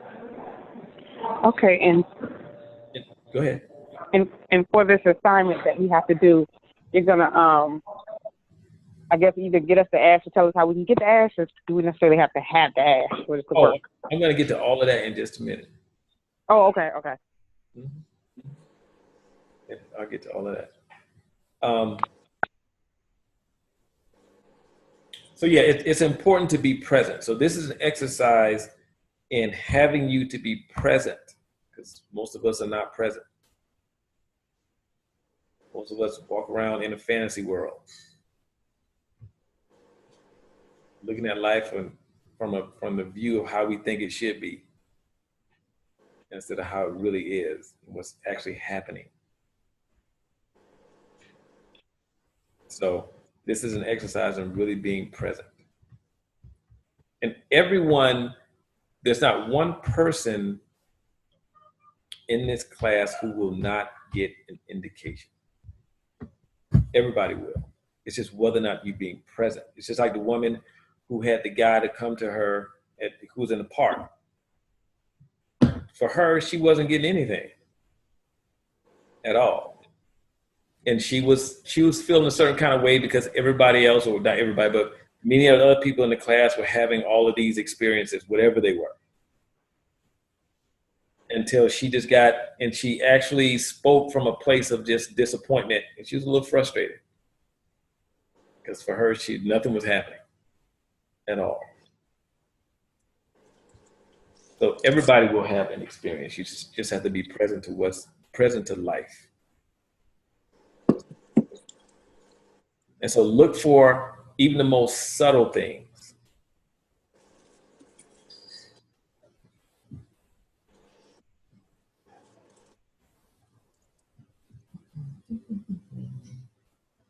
So yeah. So now, I'll give the other two methods so you all know those in case you want to use those.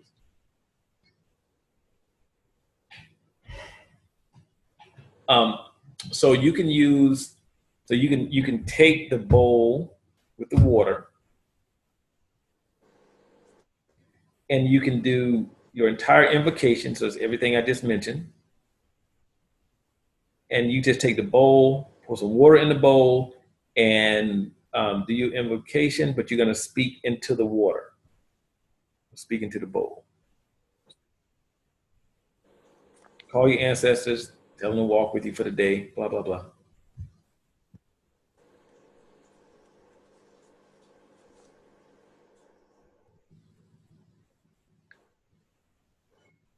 Or, one second, I get the third one in a second.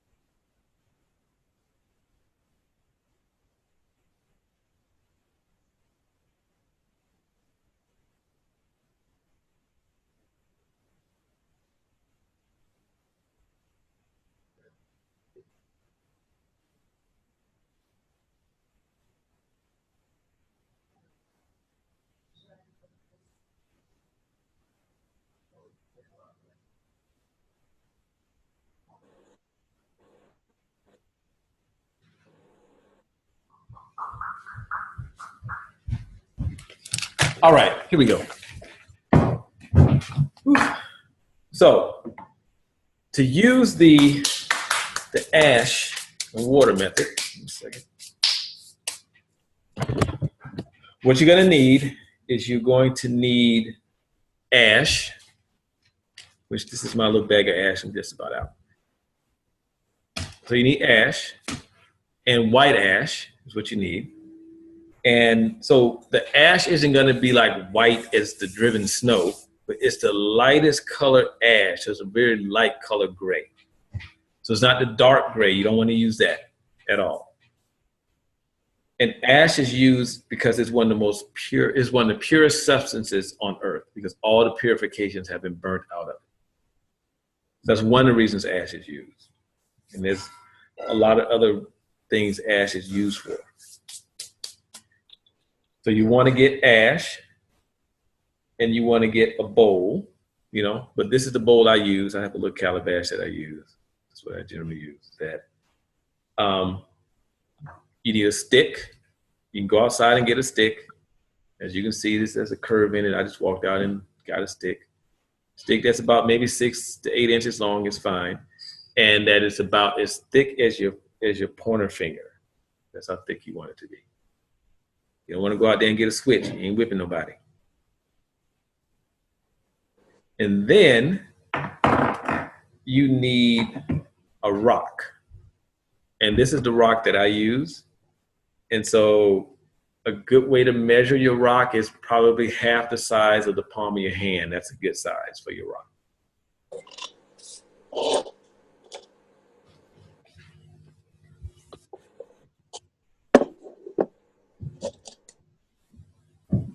So now once you have those items, the first thing you're going to do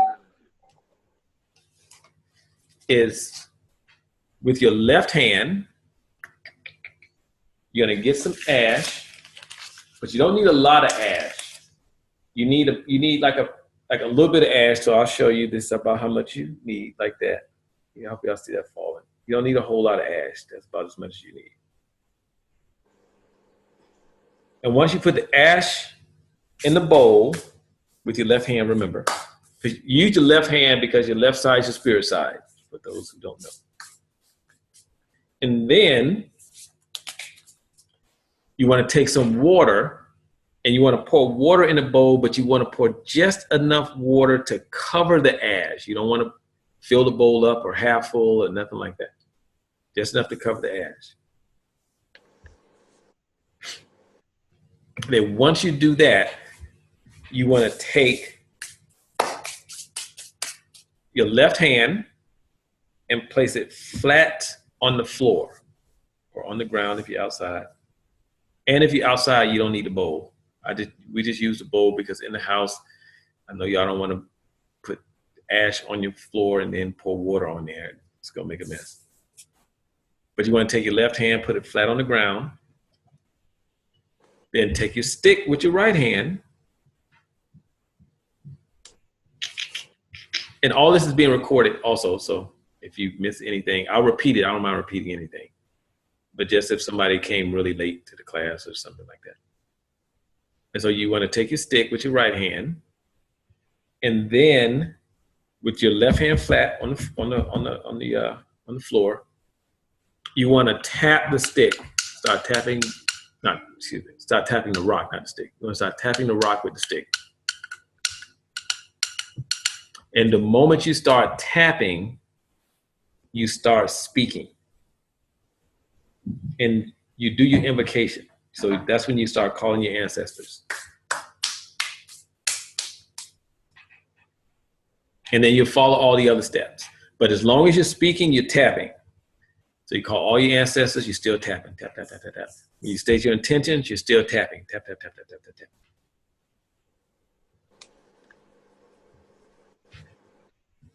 And then when you're done, you can say Ashe. That's fine. When you're done with stating your intentions. It's fine if you say that. And that's it. And so what you want to do with the bowl, whether you have just a bowl of water, or you have a bowl with the ash in it, you want to pour it into a plant or you want to pour it outside. So you want to always return things back to nature. You don't want to pour them down the sink. You want to pour it outside in the bushes or the grass or something like that. Or if you have a plant in the house, just pour it in the plant.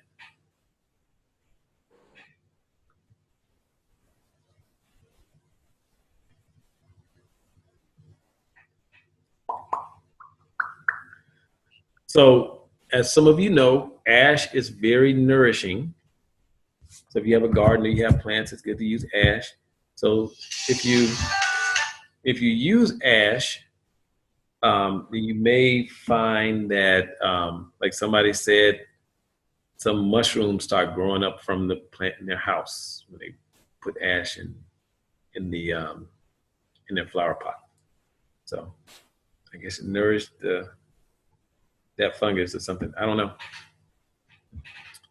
But yeah, you always want to return things back to nature when you do rituals. That's very important to do that.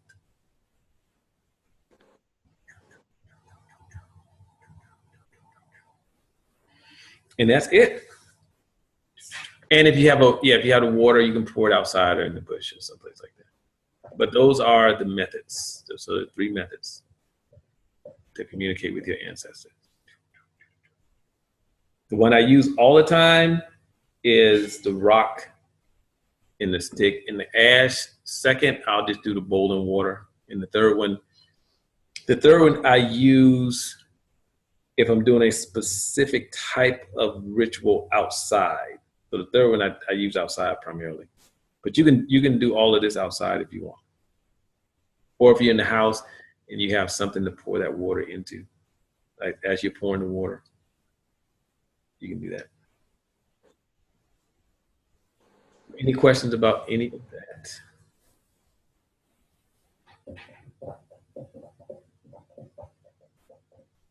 Oh, you guys are great. Very attentive. I have a question. Yes. When calling the ancestors,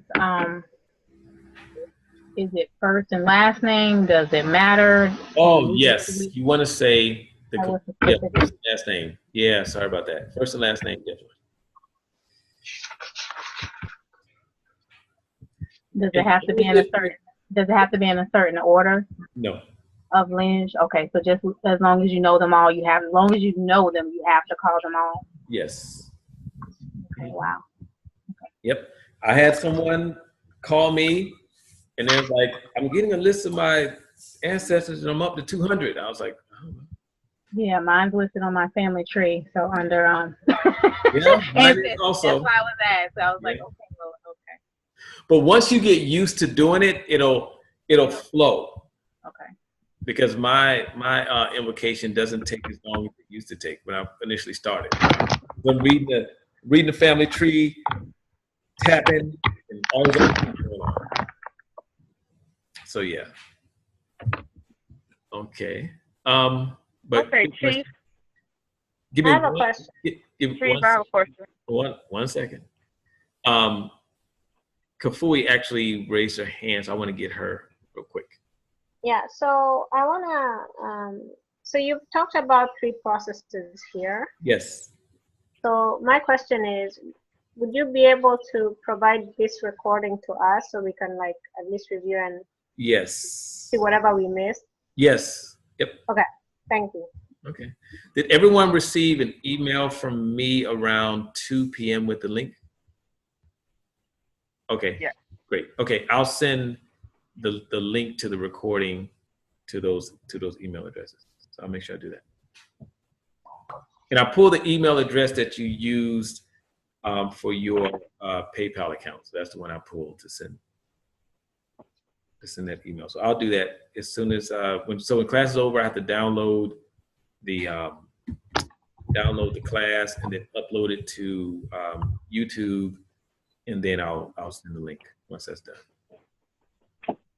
And all the classes are private, so I give the link, and so no one else can go to my YouTube page and see this class at all. So they're all private, and only you can see them unless you can, share them with a friend. But please don't share with a friend for privacy reasons, please. Okay. I had a quick question. Yes. Earlier you mentioned I'm on the phone, so I haven't raised hand. But earlier you mentioned about being able that if you're married, that their family or your ancestors as well, if you're married. But what would be the purpose?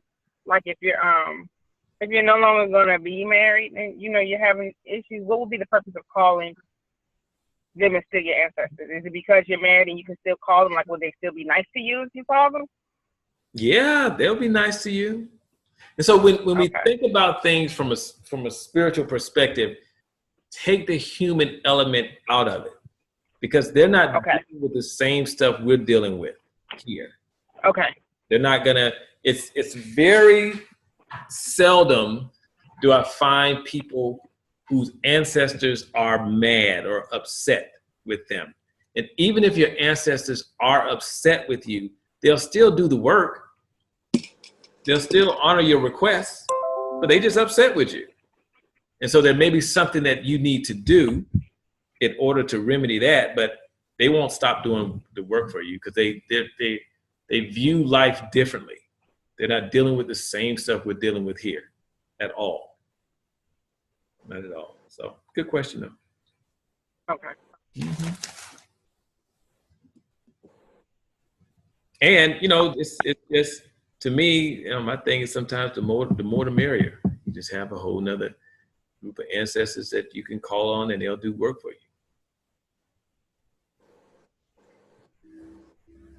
And so, anyway, I'll leave that alone.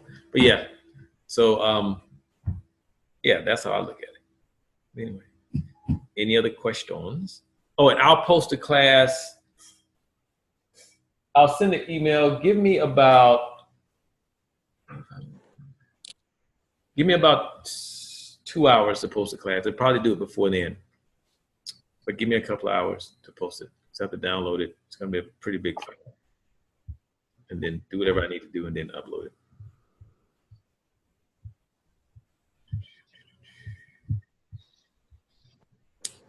So if you want to schedule a divination with me, someone just asked that question. Contact me on Facebook, and we can schedule that. I have a question. Go ahead. Please. So you talked about sending a ritual earlier. Okay, I'm trying to look at my notes, so give me a second. So the invocation to start your life purpose. Yes. So are you gonna record that and send it to us, or how's that gonna work? Oh, I'll give you that next week. Okay. Yeah. Just remind me to do it next week because I'll forget. Because usually I don't give that one in this class, but my people told me to give it. So Okay. don't give it. Okay. All right. Anybody else? What y'all got? Something? I have a question. Uh-huh. Does animals play any part in Any part? and just like ancestral, like do they have any kind of connection, like animals? Absolutely. Absolutely. It all depends on like how they showed up. So for example, your ancestors can show up any way they want to show up and through anything they want to show up through. So yes, animals can. Yeah, they can. But if you're looking for specific symbolism, then you would, the primary difference in the symbolism piece is that there's some symbolism that exists within our traditions, but for the most part, if an animal shows up, the context in which that animal showed up makes a huge difference in determining what that means. So if a coyote showed up in your yard, from a Western perspective, that means X. And usually from a Western perspective, like dogs mean protection. And nothing, this is, there's a couple other things, but there's like a list of things that it means, and it doesn't go outside of that. But from a traditional perspective, it could mean protection, but the context that it showed up makes a huge difference in what it means. And so being able to interpret that will a lot of times give you a different answer. So for example, there was a student, I think it was just last week, maybe a week ago or so, who she continuously experienced spiders. And so she kept asking, what do spiders mean, from an indigenous perspective? And I said, well, it's the context. And, she kept asking. And finally she said, well, I keep seeing spiders. So what does that mean? And I told her, tell me a little bit about what's going on. She said, she goes in a room, spiders. She goes outside, spiders. Looks under the table, spiders. Puts her shoes on, spiders. Whatever she does is spiders. So then I had to, at that point, do a divination based upon what she saw. And those spiders were there because they were giving her a warning about whatever she is venturing into, whatever she's up to. That's a better way to put it. She needs to tread on thin ice. Like she needs to be very careful, because the choices that she's making are going to have an irreversible impact. So basically she was doing something that was very manipulative. So she was manipulating a situation, but she was doing it in a very slick way. But I didn't say that because I didn't want to say that in front of the entire class. I don't put people out there like that. But when I told her, she knew exactly what I was talking about. She was like, oh, okay, I know exactly what you're talking about. And so if the spiders had shown up in a different context, then I would have divined, it could have meant something else. I don't know, anything else. So when you see animals, they mean something, but you have to have a divination or if you know how to interpret that stuff, to really begin to see what does that mean as it relates to you. Because everything you see is generally personal to you or your family or something you're dealing with. Unless you're just a seer and you just get stuff from people all the time. That's different. So you just have to know how to do that and know where to go spiritually to get that information, because there's a certain place you go to get it, to get the interpretation of it. So yeah. So I hope that answers your question. Yes, it does. Thank you. You're welcome. You are welcome. Okay. That's all I got. What y'all got? Anything else? Any other questions, comments? So I'm actually looking forward to seeing what results you all get. Definitely. It's interesting. And I'll tell you all about this class on next week, because you all are very interesting. All of our classes are different. And believe it or not, all people come together in these classes. The people who come together in these classes have a lot in common. A lot in common. And so I can see that, the little commonality already. Sage. Sage is one of my favorite topics. Nice. Okay, so this is, some of you may have heard me talk about sage before. So but traditionally, go ahead. No, I was the one that asked the question, but go ahead. I think you probably are going to go ahead and answer it, but I just wanted to know, how does it, I think it really does tie into it from an experience I had, but go ahead. What were you going to say? So traditionally, nobody uses sage. You can't go anywhere and somebody's smudging sage. That's more of a westernized thing. Okay. And to remove that negative energy or whatever people use sage for. Is a couple of things that are used. You can use this herb called open mouth. You can use that. Or sweetgrass. Huh? Sweetgrass. Is that what? No. Okay. Not traditionally. I haven't heard of sweetgrass. No. I wish I had. Do I have? Let me see. I might have some open mouth here. Hold on.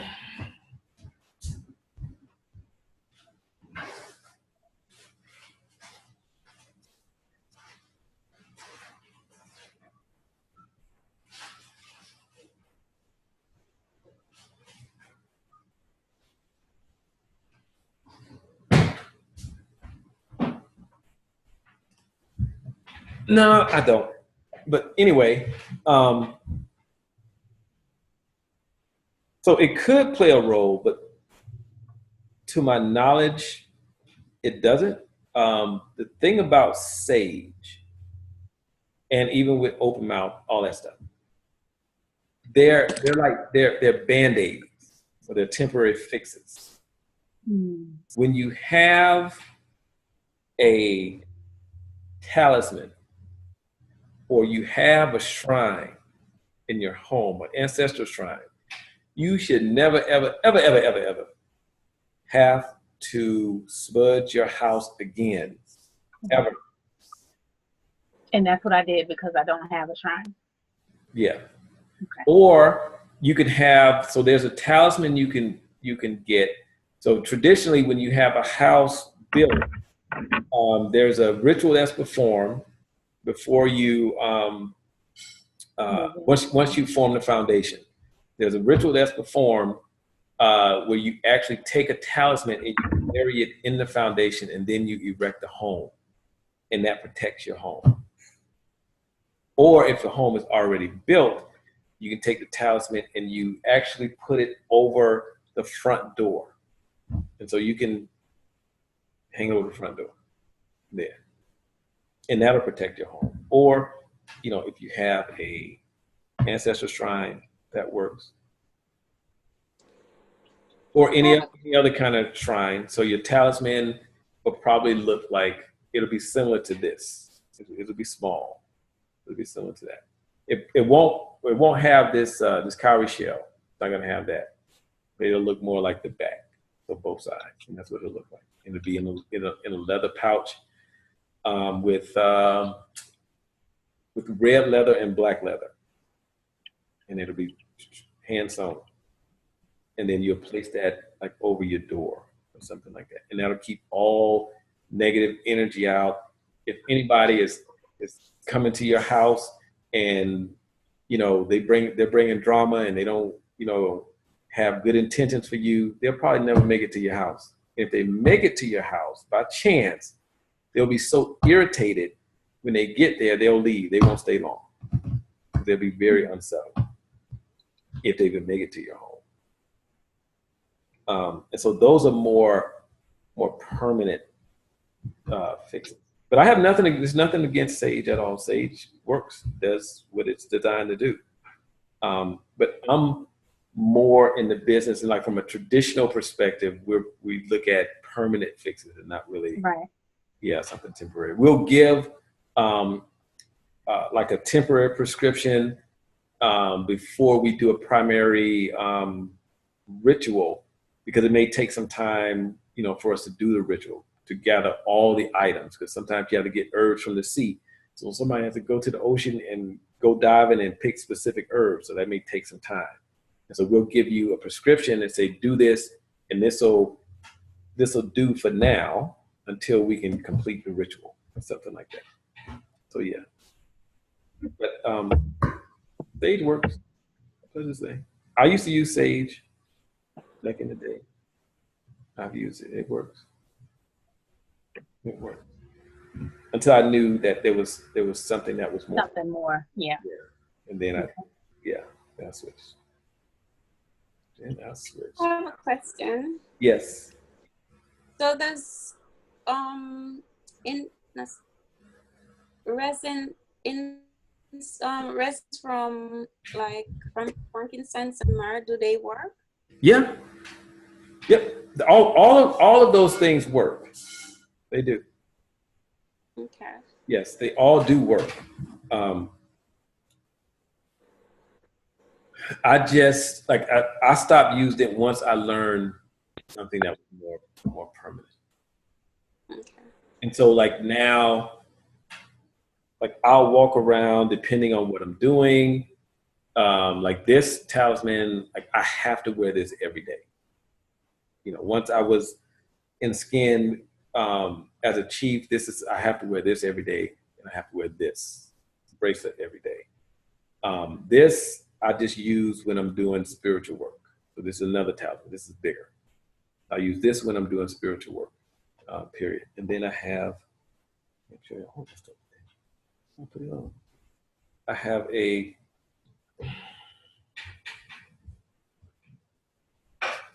and I have a belt. So this is a belt that I wear as well. And so these actually contain medicine in them. So there's various herbs in this one, and this one. And so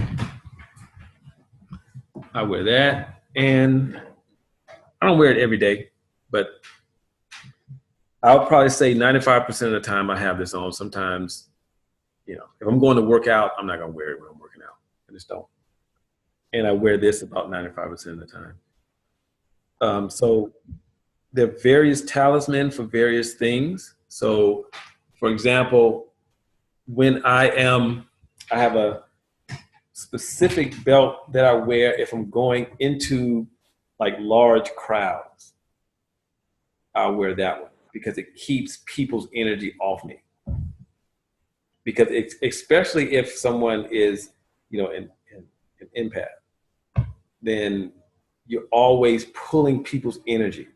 And so for me, I'm always pulling people's energy. So I wear that and it works perfectly fine.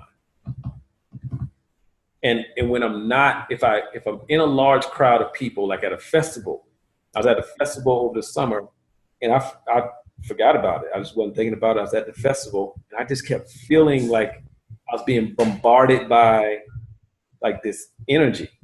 And it was actually starting to get a little irritating. And I was like, dang, what is going on? And I just wasn't thinking. I was like, oh, shoot. You know, I forgot to put on, you know, my talisman, the belt. And so I ran home, got the belt, went right back out there and nothing. I mean, I couldn't even remotely feel people's energy. Not like it wasn't, I could feel their energy, but it wasn't like I was being bombarded by it. It was like it was being kept at bay. Like that's what, so I still know the energy is there, but it's not like beating me up, so to speak. So anybody who is an empath, you know what I'm talking about. When you go into large crowds of people, you know, you just start absorbing all of their stuff. So I have tired. Go ahead. I have a quick question because I feel whether I'm in a large crowd or I'm speaking to one-on-one, I absorb people's energy. Mm-hmm. So what would be your recommendation? So right now, what you can do, it's 7 things. So the quick fix would be to ask your ancestors to create a shield or barrier around you to keep that energy at bay. Now they're limited in what they can do, but they can actually keep most of it away. Because if you get around someone who has a very large or very powerful spirit that walks with them, you're gonna feel that energy immediately. Mm-hmm. Yeah. And so your ancestors will probably not be able to keep that away. Okay. Mm-hmm. So yeah, that's something that you can do. Yeah. Oh yeah, real quick. When you're talking to your ancestors, talk to your ancestors as though they are your equal. Don't talk to your ancestors like they're greater than you, because they're not greater than you. And you are not greater than them. They're your equal. And so don't go to your ancestors begging and pleading, oh, please if you think I'm moody, come on. Oh, one more time. Please, please, please. No, it's like you need to do blah, blah, blah. I need for you to do blah, blah, blah, whatever that is. Talk to them as though you're talking to your brother, your sister, you know, somebody like that. And if you're angry with your ancestors, or if you're angry, period, you want to speak from that place. I have this guy I know, he's an elder. Like he curses his ancestors out. I mean, dropping F-bombs and MF bombs, and like he goes in. Because the beauty is that they don't read your words. They read the energy or the vibration that carries the words. Like that's how they interpret what you're saying. That's why if you need something done with urgency, you speak from a place of urgency. You don't speak from a place of everything is fine.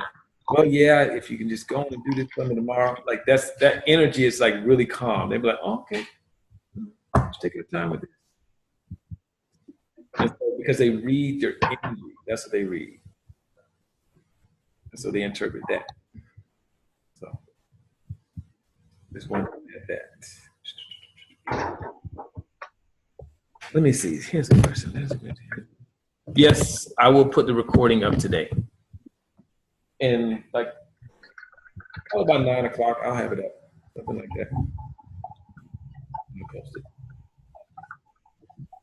Definitely. All right. Any other questions, comments? Yes.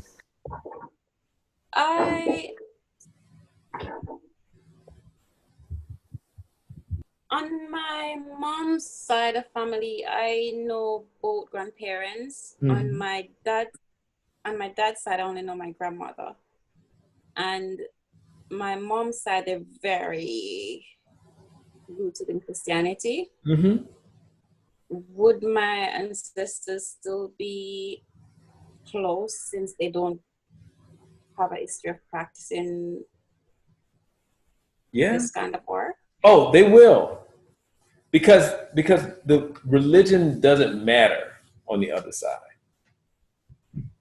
I grew up like 99.9999999% of my family is Christian. I grew up in a Christian household. I was in church. It occurred to me like 7 days a week, but it probably wasn't quite 7, maybe 6.5.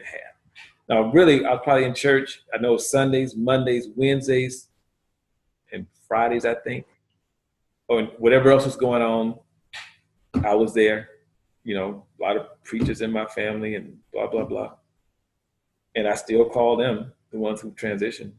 So from a religious perspective, it doesn't matter at all. And as a matter of fact, there's some people who are divined for, depending on who you are and depending on like the medicine that's in your family, there is a demand for some people to return to tradition, to begin to practice the indigenous or traditional healing methods that's actually in their family. And a lot of times I can see those old ancestors who practiced healing work from a traditional perspective. And so for a lot of people, not a lot, but for some people, there's a demand for them to return to tradition. So from a religious perspective, that doesn't matter at all. You are. So yes, your relatives who are Christian, call them too. They're gonna be like, ooh, about time somebody called us. That's how they're gonna feel. That's for certain. So yeah. That's a good question though. Really, really good question. What else you got? Okay. Like you want to say something else. Get the look on your face. Like, should I ask it? Should I say this? That's the look on your face. There's no question off limits. So. Okay, so now that you said no off limits, let me go ahead.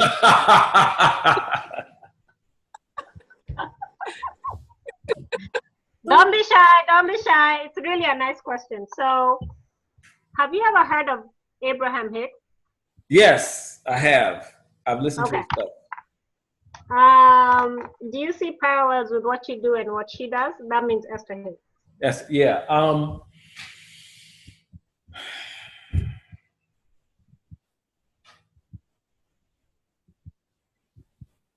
There are parallels.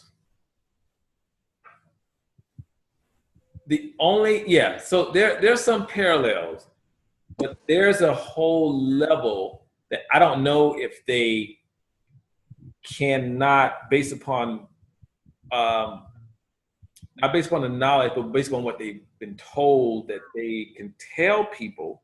There's a whole level that they're leaving out that they haven't gone to yet. Okay. Yeah, there's a much, much, much deeper level. Mm-hmm. Yep. So yeah, I've listened to their stuff. They're pretty good. Okay. Mm-hmm. Yep. Because there are plenty of like different systems, and like the truth of the matter is they all work. The thing is, and this is just what I've seen, as I can tell you based on personal experience. Within traditional systems, those systems are specifically designed for those people. So, for example, what I mean by that is when I've seen Europeans learn African systems, I've seen that. Matter of fact, you'd be surprised at how many of them practice African systems. A lot. What I've seen is that they'll get the system, but there's a level of it that they don't quite comprehend.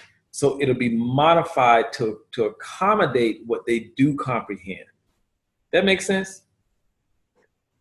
Yes. It won't look the same. It'll, at the end of the day, you'll see the similarities, but it won't quite look the same because they'll modify it to accommodate like their stuff.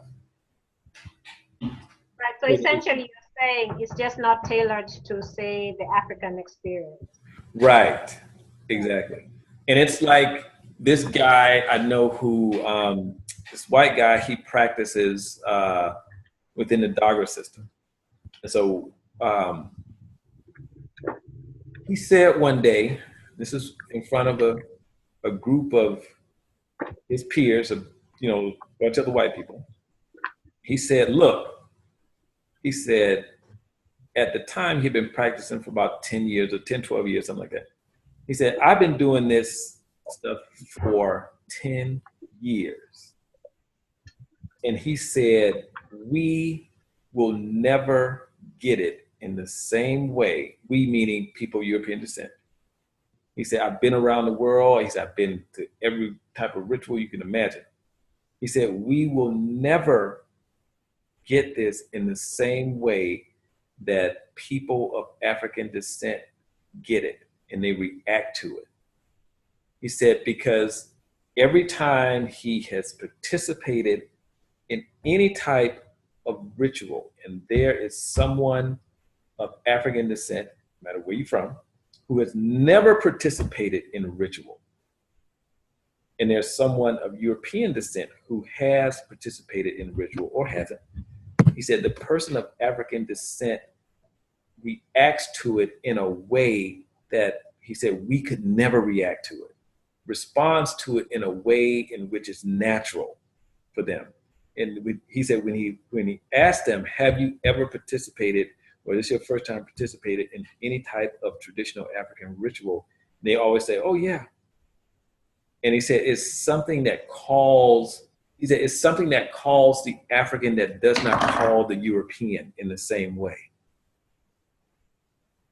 And he said, as far as he's concerned, he said, we'll never react to it or understand it on the same level that they do. And I was like, I can see that, definitely. And it's not, it's not a good or bad thing. It's just a system that's designed based upon who you are. Like they have their own systems. I've spoken to to people who are practicing in the Celtic system. Like this woman I know, really nice woman. She's actually very funny. And she's from Scotland. And she practices within she practices within the Dogra system because the Celtic system has been destroyed. It's been reduced to myth and fairy tale. The Roman Catholic Church and the Romans destroyed that system. And she says the only thing that she can do is like these little, they have remnants of like some rituals and this other little stuff they do. But she says she had, and she was very clear, she has no desire at all to fully practice an African system. She said the only reason she does it is because it gives her the pathway to connect with ancestors, which they have forgotten within the Celtic system. And she said she meets with Celtic elders in Scotland all the time, and they are struggling to rebuild their system because it's been so destroyed. It's been dismantled for the most part. And so the beautiful thing about our systems is that at any point in time, we can go back to them and they're still intact. They're still completely intact. And it's just like other European systems. They've been destroyed, like Druidism. They've been reduced down to some herbs. I mean, literally, that's all they pretty much do. Deal with herbs. For the most part, I know a woman who practices that. She lives in, where does she live? Is it No, not Brussels. I forgot where she lives. It's someplace in Europe. And she said she practices, but the only reason she deals with the African systems is because it allows her to go deeper from a spiritual perspective. And that's the only reason, because their stuff has been totally dismantled. And she said, yeah, she knows how to deal with herbs.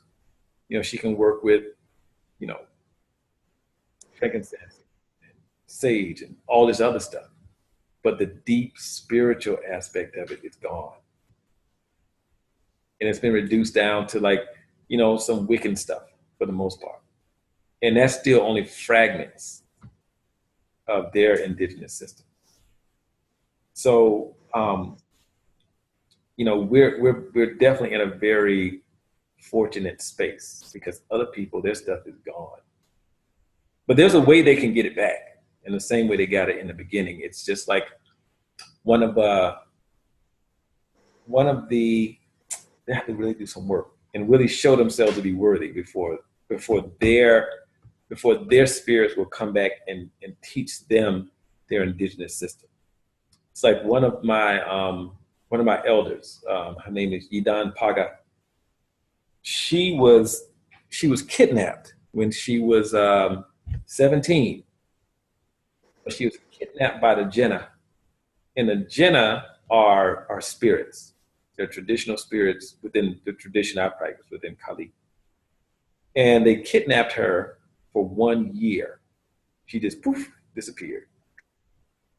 And her family went around from village to village, putting up signs and pictures and looking for their daughter. No one has seen her at all. Approximately a year later, they returned her to her home where they got her from. And prior to her leaving, and I'm leaving a lot of stuff out about her background. Well, I'll say this. Well, when I tell you this, I'll go back a little bit. So prior to her leaving, she knew nothing about indigenous systems because her father was he was a Muslim, and her grandmother was a Jinwari Ba. That's a traditional healer. They're fire dancers. So they do traditional healing. Her grandmother was a Jinwari Ba. Her grandmother lived to be 122, and which is not uncommon. If anybody goes to Ghana with me, I'll take you to see people who are well in their hundreds, and you'll swear they're like 65, 70. But her grandmother lived to be 122, and she needed to pass down the tradition to someone in the family, because you have to do that. But since her daughter married a Muslim, he didn't believe in anything traditional. He wanted nothing to do with it at all. So she grew up not knowing, but she grew up very sickly. She was a very sickly child. She was 17. She was taken away, returned a year later when she was 18. She came back with a wealth of spiritual knowledge because the Jinnah, or those spirits, they took her away and they trained her for a year. And when she returned, her sickness was gone and she started doing healing work. But no one had trained her, not even an elder who was a Jinn Wariba, which usually that's who you get your training from. And she came back healing people with a wealth of knowledge because those Jinnah took her, because that was her purpose. And so they weren't going to let that not continue in her bloodline because her father refused. Because there was an elder who even came to her father. Her father didn't go to him. The elder came to her father when she was younger and said, that girl has a sickness on her. Basically, she needs to return to tradition. That's why she was so sickly, because she needed to return to tradition. And so her purpose was to be a Jinn Wariba, to carry on the tradition in the family. So that's like an example of things that are in your bloodline. You can't run from it at all. And so what they did is they were like, okay, we're going to take her and train her ourselves since her parents refused to allow her to carry on tradition.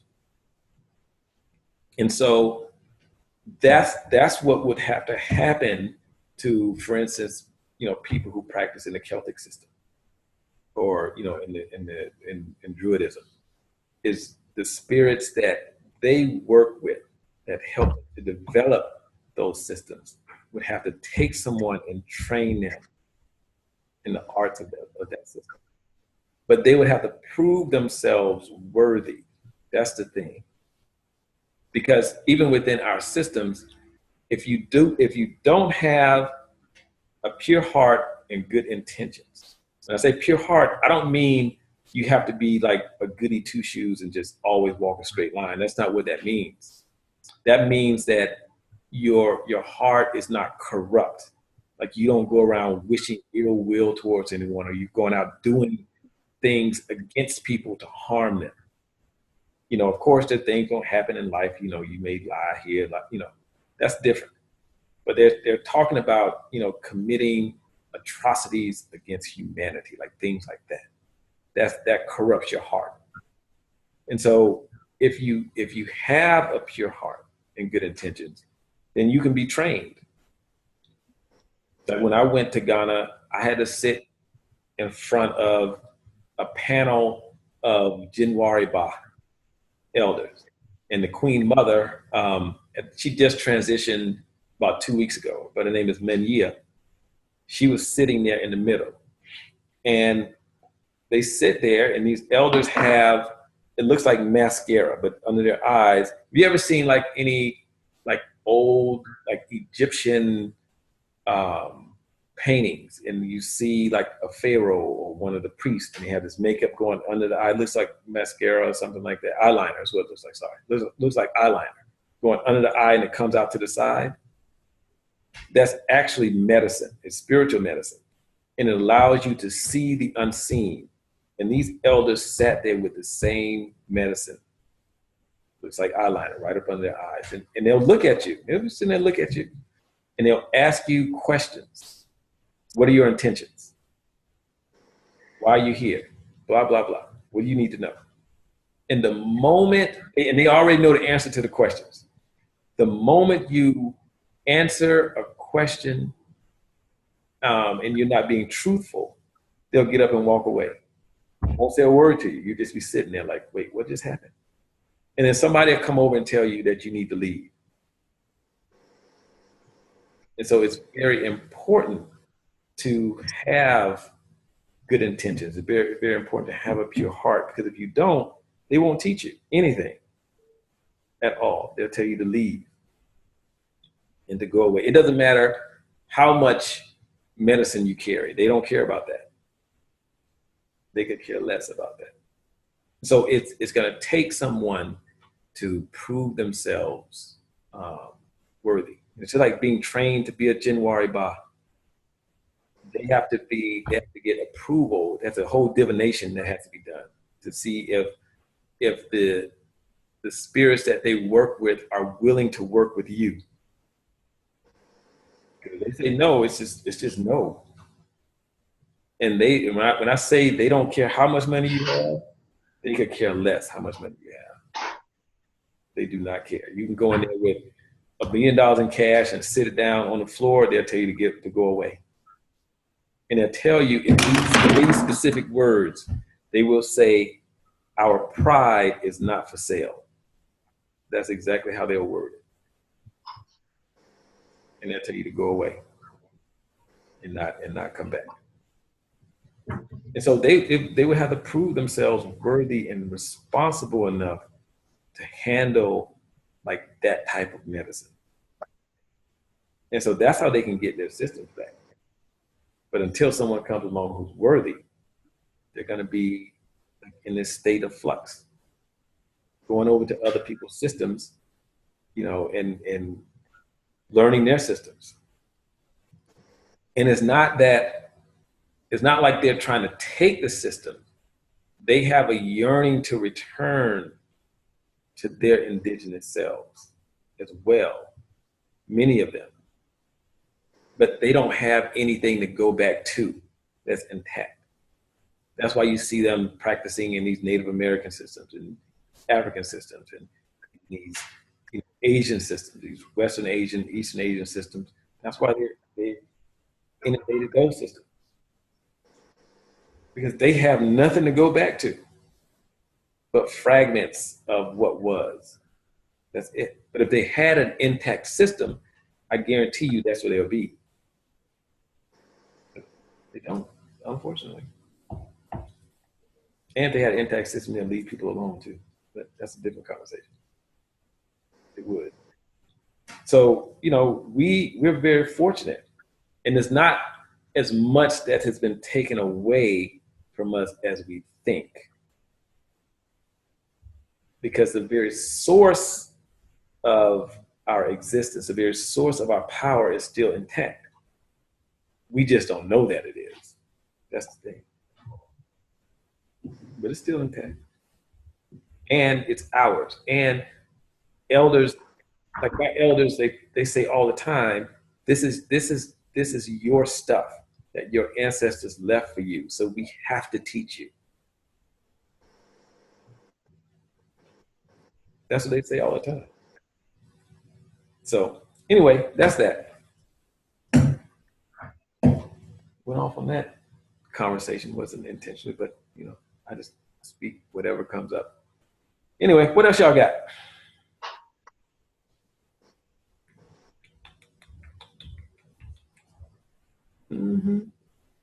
All right, well, that's all I got. Maybe next week I'll talk to y'all about the people who walk on water, people who walk through fire. The Jinwari body walk in live fire and don't get burned at all. Or people who turn water into wine, and razor blades and knives and cut themselves. One of the chiefs, he's a decorated warrior. He's a warrior chief. He's a decorated warrior in Ghana. And in the 70s, he fought in a war. I forgot the name of the war. There was a war in the 70s. And he went into battle every day without any weapons at all. Because he knew the art of making yourself invisible. So he was literally invisible. I met this guy. He is a decorated soldier. It's not like something somebody made up. And he was taking people out left and right because they couldn't see him at all. So, that's that. So maybe I'll talk to y'all about that. Maybe if we have time next week, I'll talk about that. But anyway, that's that. Chief? Yes. I have a question. I sent you a video a while back, and I'm not sure if you looked at it or not, but it was something where they were doing rituals and a dance. Do you remember that? Or, and I was asking, was that our ancestors that were performing the dance? Oh, I vaguely remember that. Did I reply to that? No, you never did. I didn't? Okay. No.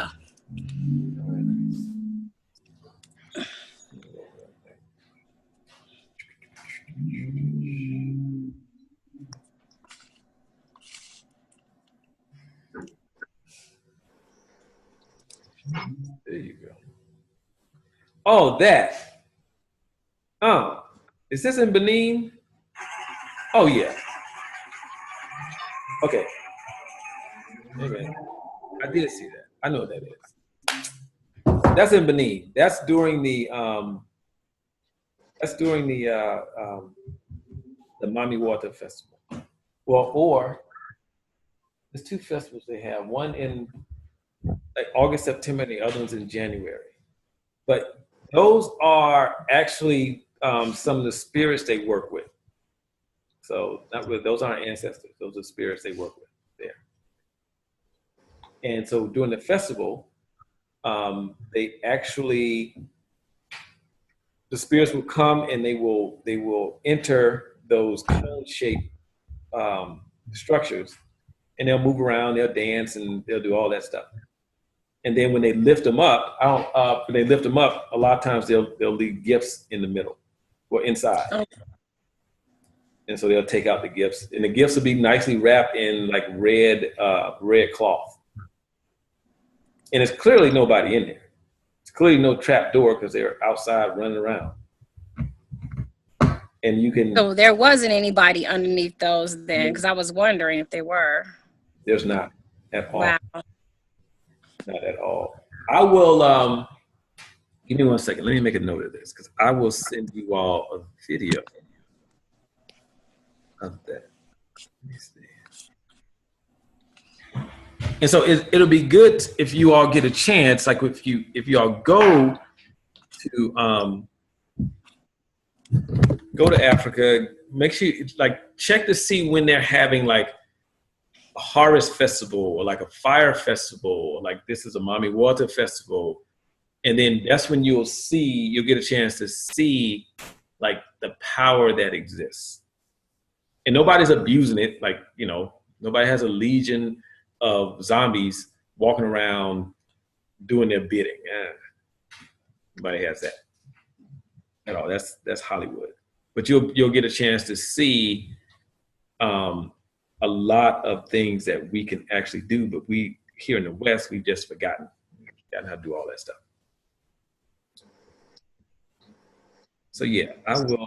Wait a second. Let me make a note. Remember to send y'all a link to this video.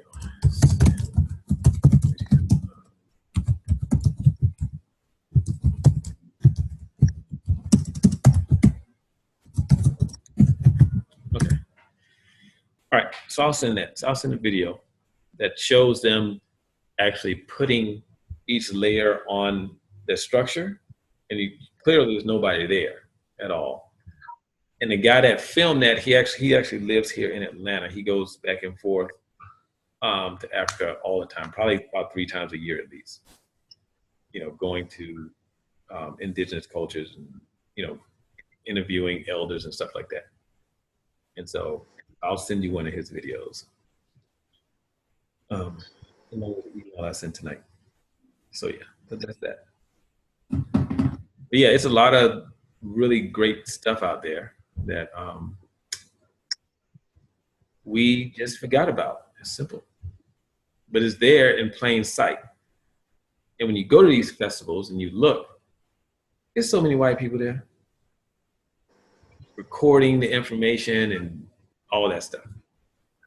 And they attempt to get deeper into our stuff than we do. There's a group of 30, I think it was 30 people who went to Benin from, of all places, South Dakota, to get some spiritual work done by one of the priests.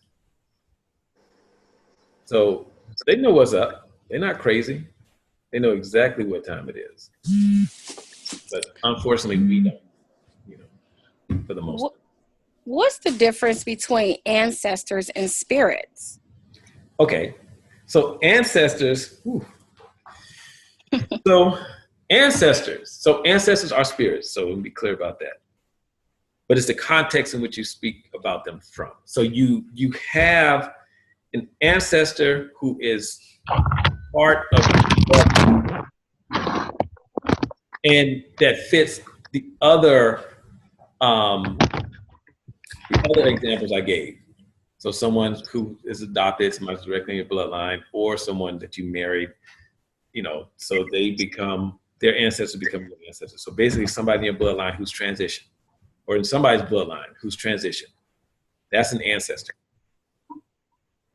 That's like the short definition. Now, when we say spirit, we're speaking about a host of different types of spirits. And so I'll talk about a couple of them really quick. So you have, amongst the pantheon of spirits, you have what would be called a jinn, or an orisha is just, you know, in my tradition we would say, oh, an orisha is a jinn, but there's a traditional word for that also, but we can talk about that later. And so those are among the pantheon of spirits, those are the most powerful spirits. And then you have what are called dwarf spirits. And those dwarf spirits, like a name for those would be contumely, be a dwarf spirit. Or a leprechaun would be a dwarf spirit. But a leprechaun is a European dwarf spirit. And so they're different, for the lack of terms, like different races of spirits. Bless you. So you have dwarf spirits who are not, oh man, this conversation is gonna get deep, or it could. You have dwarf spirits, or you have jinn, who, like, those aren't in your, it's not in your bloodline, but you can have them. You can have them in your family, but we'll say they're in, like, if we're speaking from a traditional perspective, we'll say, oh, you have these spirits who are in your bloodline, but they're not blood relatives. They're just like an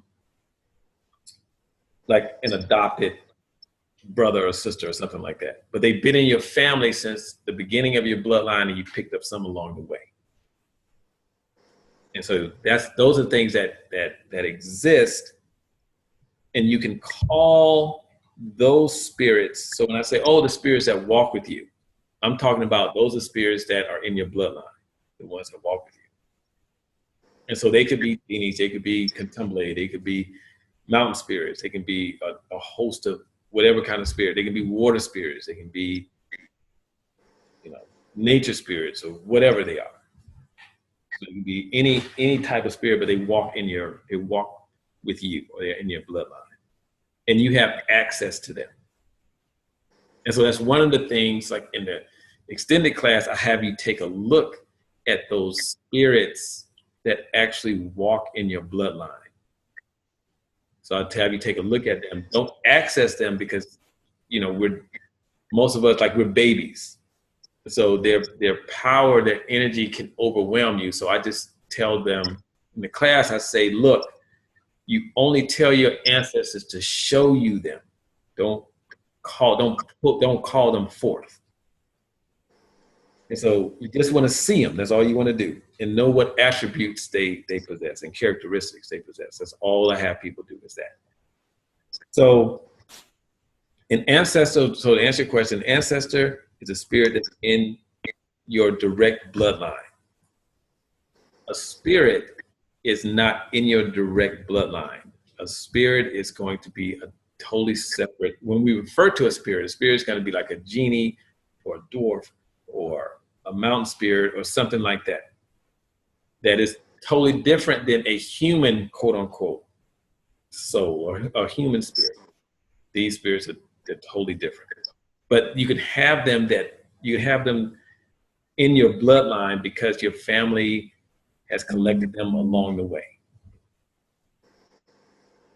And so I've seen people who have spirits in their bloodline that who've done a lot of healing work. And those spirits are calling for them to return to tradition so they can continue doing the healing work. And those spirits haven't been used in some instances 500 years. But they're in your bloodline because of the medicine that's in your bloodline. So they're there to help you to do healing work. So if you're a healer, 10 times out of 10, your family work with healing spirits to do healing work. And it could be water spirits, it could be fire spirits, like the Jinwari Ba, they work with fire spirits. And so it could be fire spirits, water spirits, or whatever. But those spirits are there because of the medicine you carry, because they actually enhance your medicine or help you fulfill upon your purpose around healing or whatever that is. Did I answer your question? I hope I did. Yes, thank you. Okay, you're welcome. You're very, very welcome. So yeah, everyone has spirits that walk in their family, in their bloodline. Some of them are more powerful than others. There's some people I see and I'm like, oof, boy, you have a huge spirit standing behind you.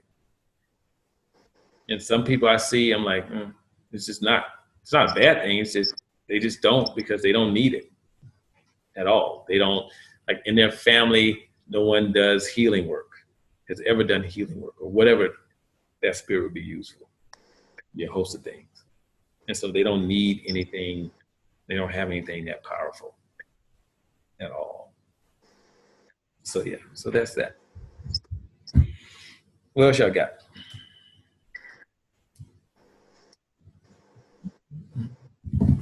Okay. Yep, so that's all I have. You all know what the homework is. Any questions about the homework, let me know. And I will I'll address those questions. But hopefully it's straightforward. Remember, every morning that you get up, you're gonna actually do this ritual and call your ancestors and ask them to walk with you every morning. You'll repeat it. And remember, you're gonna pour the water out.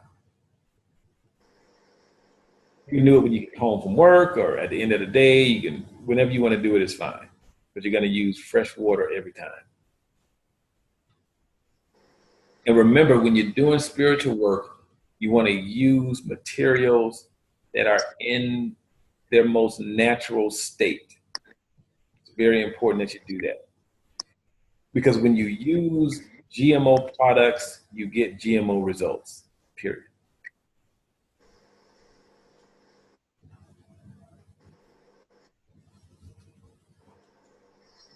So that's how that works.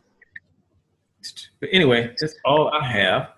So I will talk to you all next Sunday at 4 p.m. Eastern Time. You can use the same link to get into the class.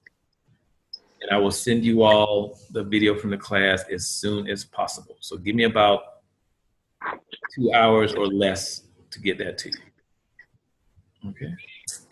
All right. So thank you so much, Chief. You're welcome. Thank you, Chief. You're welcome. It's definitely my pleasure. That's for certain. All right. Thank you. You're welcome. So you guys have a good night. Good night, everyone. Good night. Bye, everyone. All right. Oh, it sounds like that old show, The Waltons. I think that's what it was called. I'm just waiting to hear what's good night, Good night, Moon. Mary Lou, or Good night, Elizabeth. yeah, there you go. There you go.